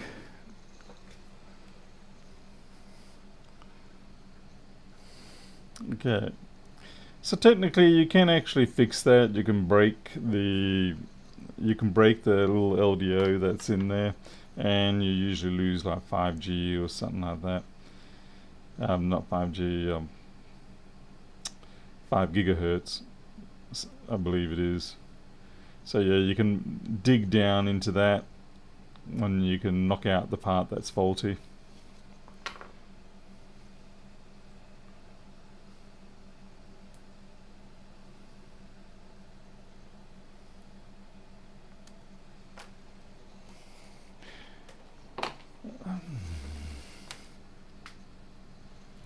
Just dry it off a bit.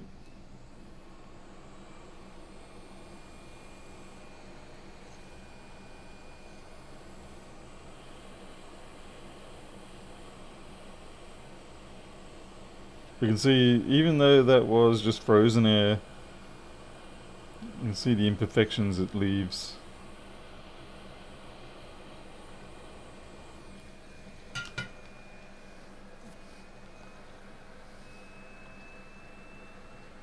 Okay, alright, so yeah, so we can sort of dig into this corner here, and then we can basically break the part that is at fault.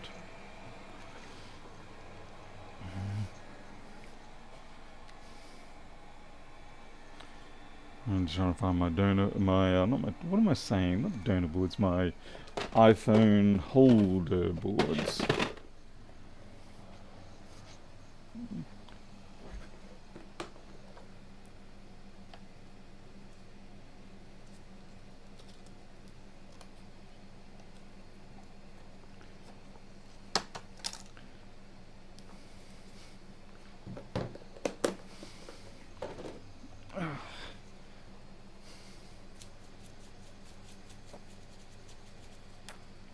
Now what I've got to decide here is whether I'm going to use the battery powered tool or whether I'm going to do it manually.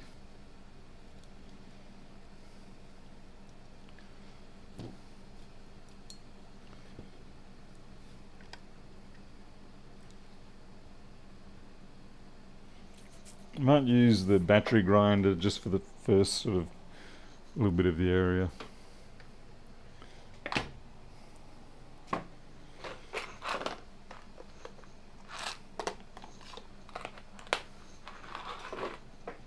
Tom, it's just a case of usually, well, all of these sort of modules, they are basically just encapsulated little circuit boards themselves.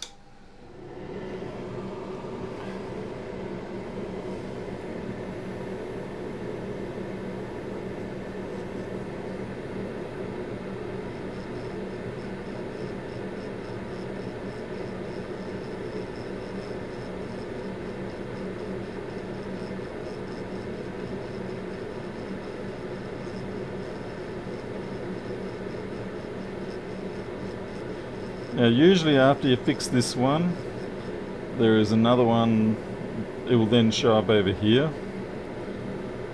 And I have a feeling actually the one that's over there on the top left is actually the true culprit. This one is just a victim.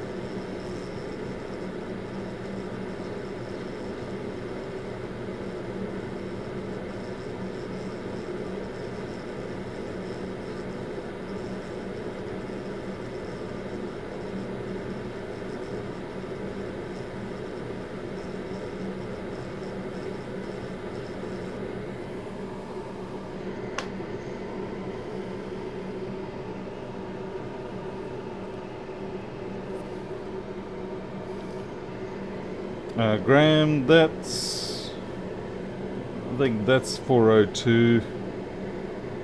Yeah, 402 201 0105, I think.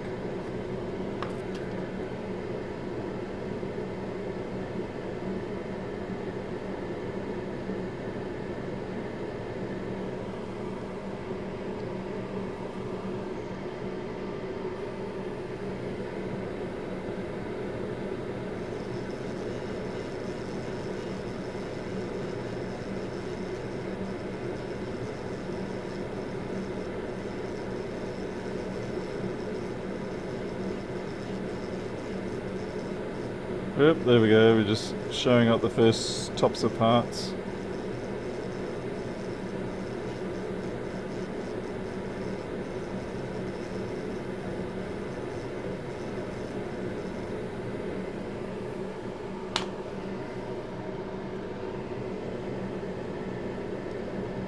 I don't know if you can see those parts starting to show through there. Hey, Mr. Stamps.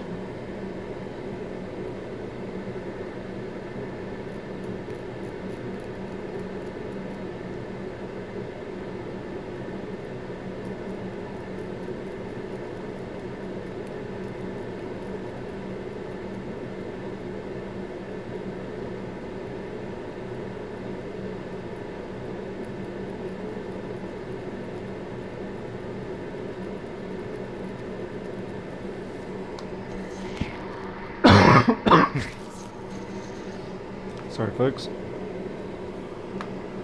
What we might do at this point is apply some power and just see if we can get a better locality of what we're chasing.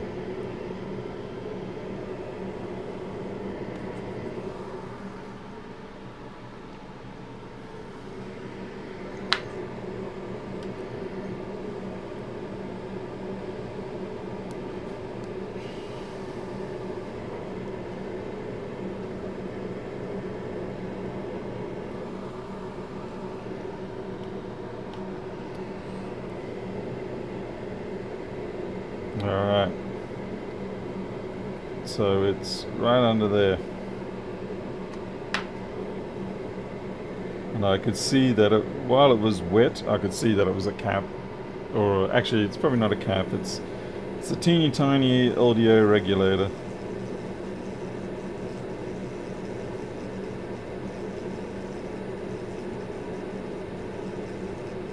Yep, there it is.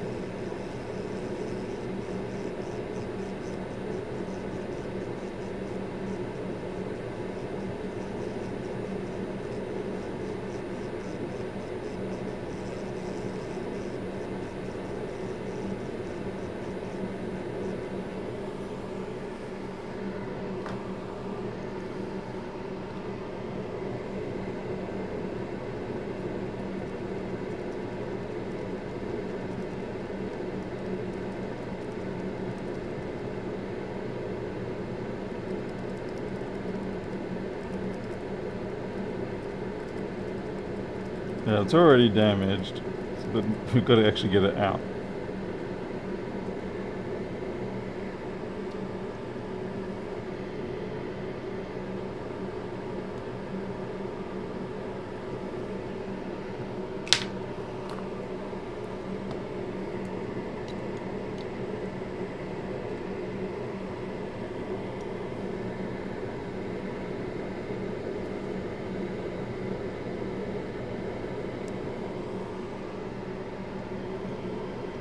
Oh, Dipum here. G'day, Dipum.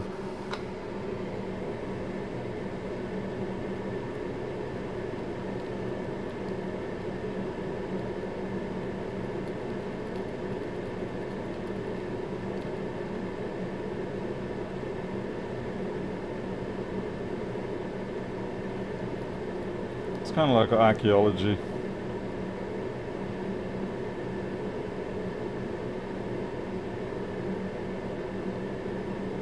If you're wondering, it's not so easy to replace the Wi-Fi modules on the 6S. On the 6 you can just swap them over with another one. But on the 6S, this is when they paired them. So you can't just as easily switch out the Wi-Fi module with another one, because then you have to go and do a whole bunch of other stuff.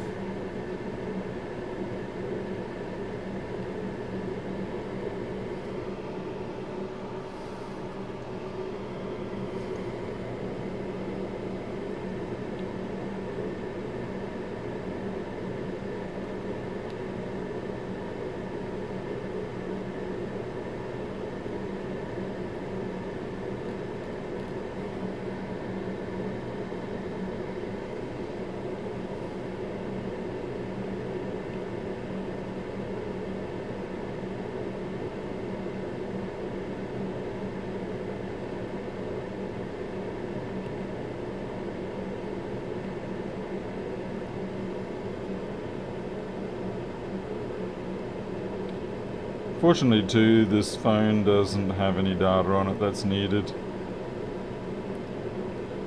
It's just a backup phone.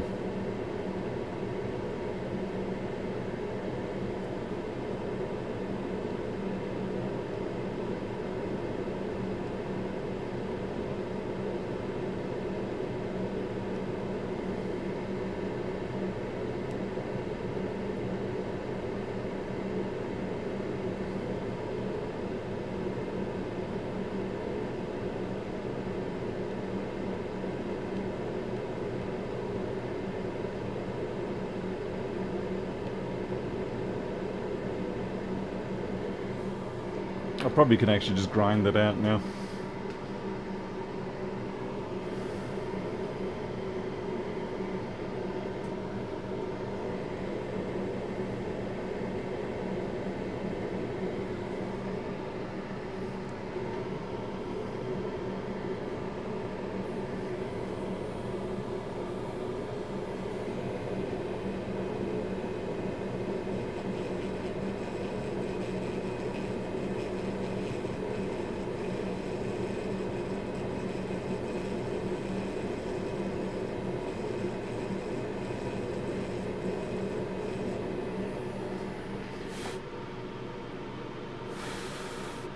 By the way, I am not breathing while I'm doing that.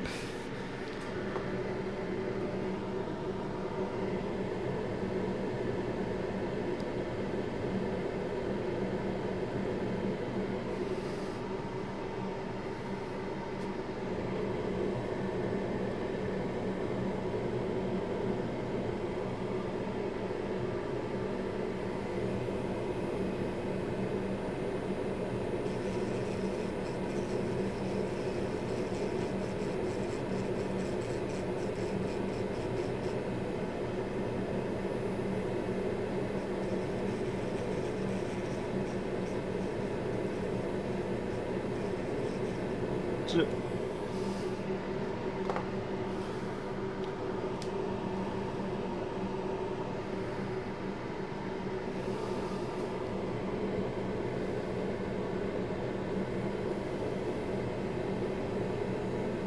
I might actually put a drop of Flux or Vaseline down there just to stop those particles getting everywhere.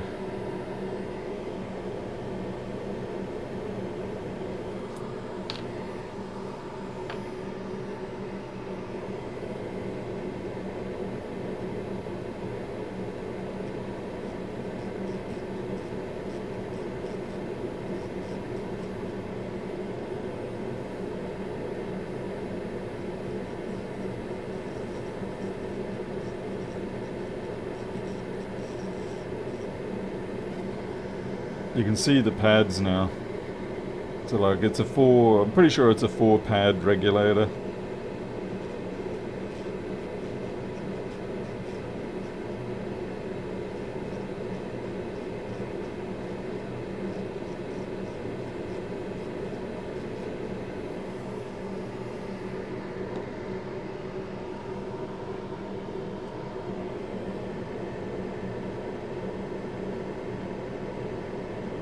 Yep, there we go.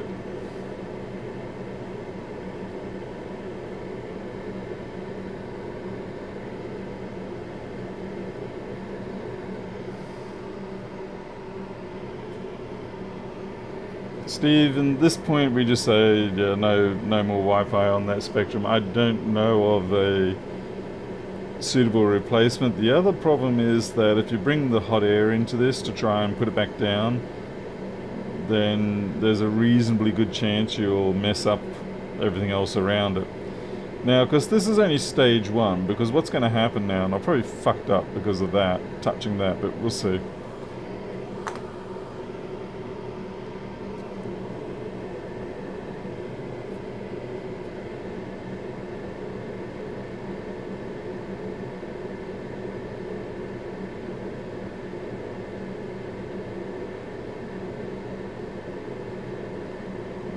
Cap's definitely being touched.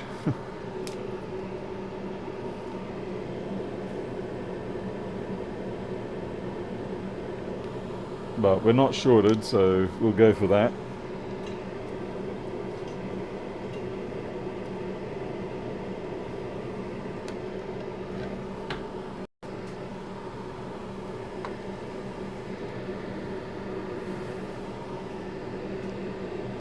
Oh yay, just throw the phone around, Paul. Good job.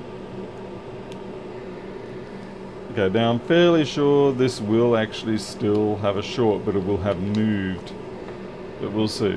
Sometimes it doesn't. Most times it does. No, we don't have a short anymore. This one conclusively seems to have stopped there.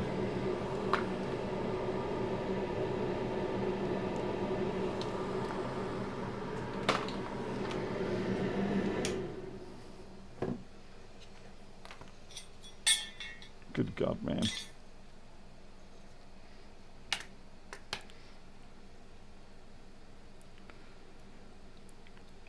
Most of the ones that I've used to encounter, they would have the two stages. So you'd think you had cleared it because it did actually, when you measure actually on the board, the module, it was clear.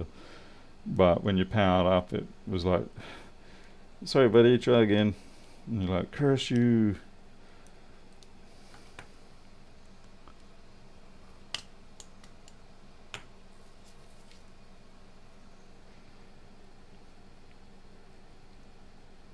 This should still work on 2.4. Like I said, I'm never quite sure which section it wipes out, or whether it just simply, maybe that's actually part of the RF amplifier.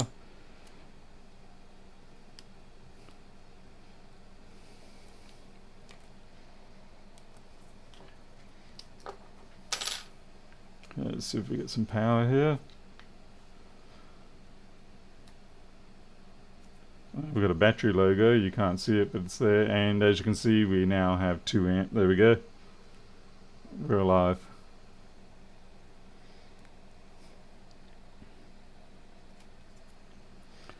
I think the big thing is, when it comes to that fault, is once you learn that those Wi-Fi silver modules are just their own little circuit boards, and they're being potted and capped, and it makes you sort of think, oh, yeah, maybe there's something in there that I can fix. The same with, I believe, NAND chips as well. You can try that trick.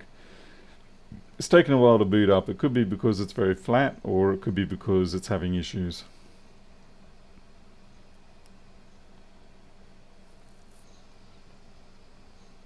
There we go. We're in. It's not surprising it's flat because yeah, anyway, I've just checked that it works. Fortunately, I do know their passcode. Okay, no SIM card installed. Funny that.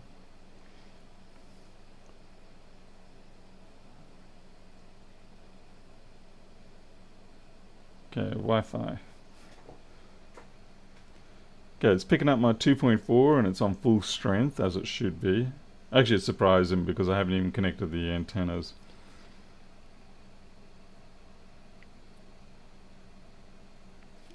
I'm just going to shut this down, connect the antennas, and see if my 5 gigahertz networks show up. And yeah, it's a spare phone, this one, yeah.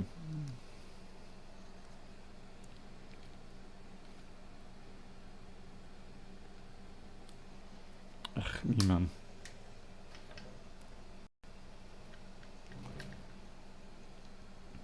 Miles, I think it's drawing power. That's why I'm wondering whether it's an RF amp or whether it's something else. It's a bit like the speaker amps in these things. They draw straight from the main rail. I don't know why I'm caring to do that. Yeah, the speaker amps draw straight from the main rail on these, and as a consequence, it's not uncommon for you to get very heavy shorts killing the phone, and it's just a speaker amp. You just knock it off.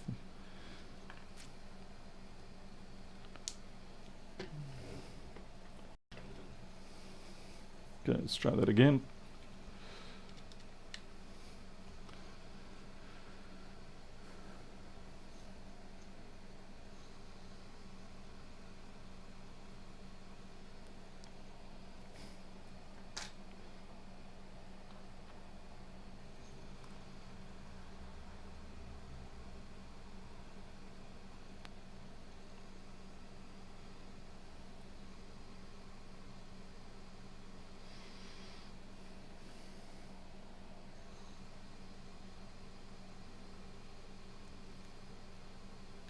This thing would have been drained right down to the point where the battery management system on the battery would have cut itself off and said, no more juice for you. Okay.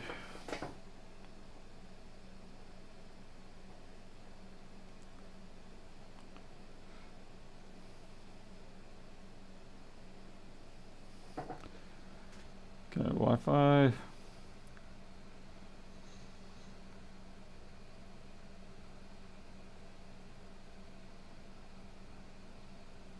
Now I've got nothing. Come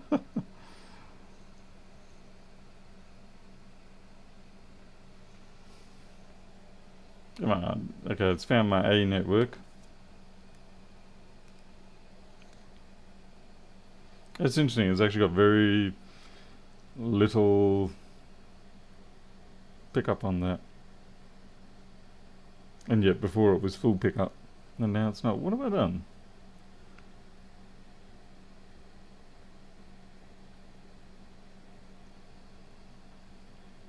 It's like it actually got worse because I plugged in the antennas.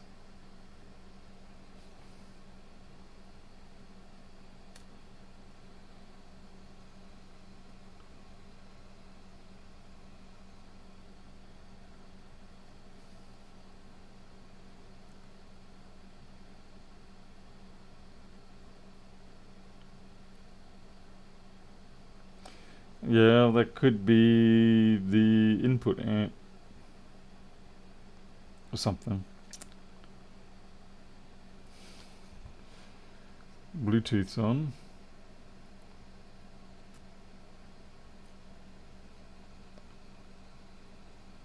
I'm holding it wrong probably.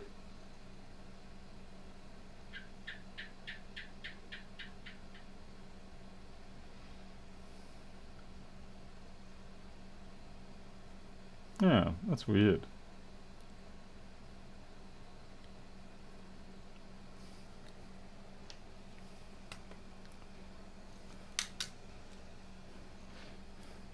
Oh, we do have Wi-Fi, we just don't have very good Wi-Fi reception. Subtle difference.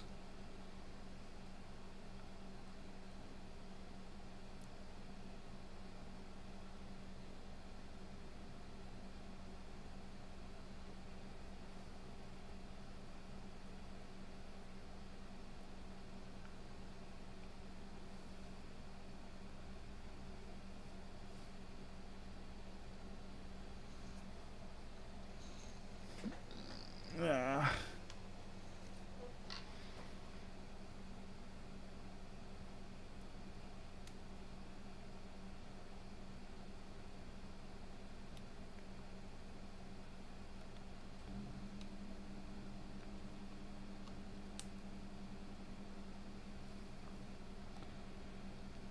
Actually, I'm not sure which antennas. I'm pretty sure this is the Wi-Fi antenna. The 6 had it up here. You had this like two it's like separate flexi circuit board just sitting behind here. It was a very good indicator if someone had microwaved the board, trying to dry it out. Because if they put it in the microwave to try and dry it out, that would always be completely and utterly burnt.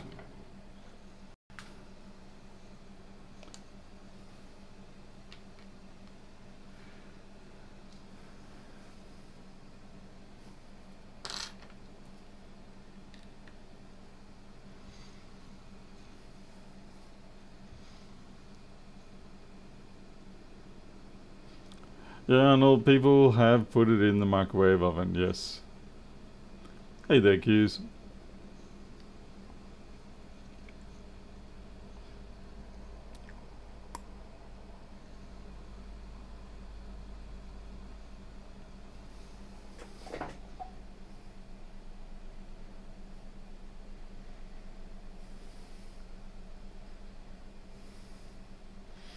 I know it sounds silly, but people definitely have done it.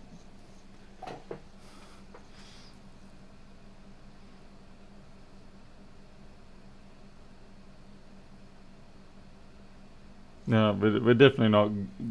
Obviously, the internal part of the Wi-Fi is working, but it's not picking up anything. not reliably. It's like I can move it towards my... But yeah, so basically this is a non-Wi-Fi phone now. Unless you're sitting on top of the router.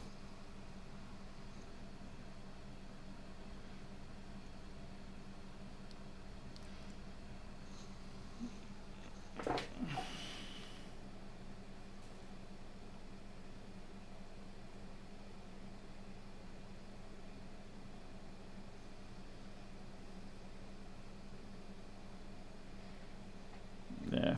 Oh well.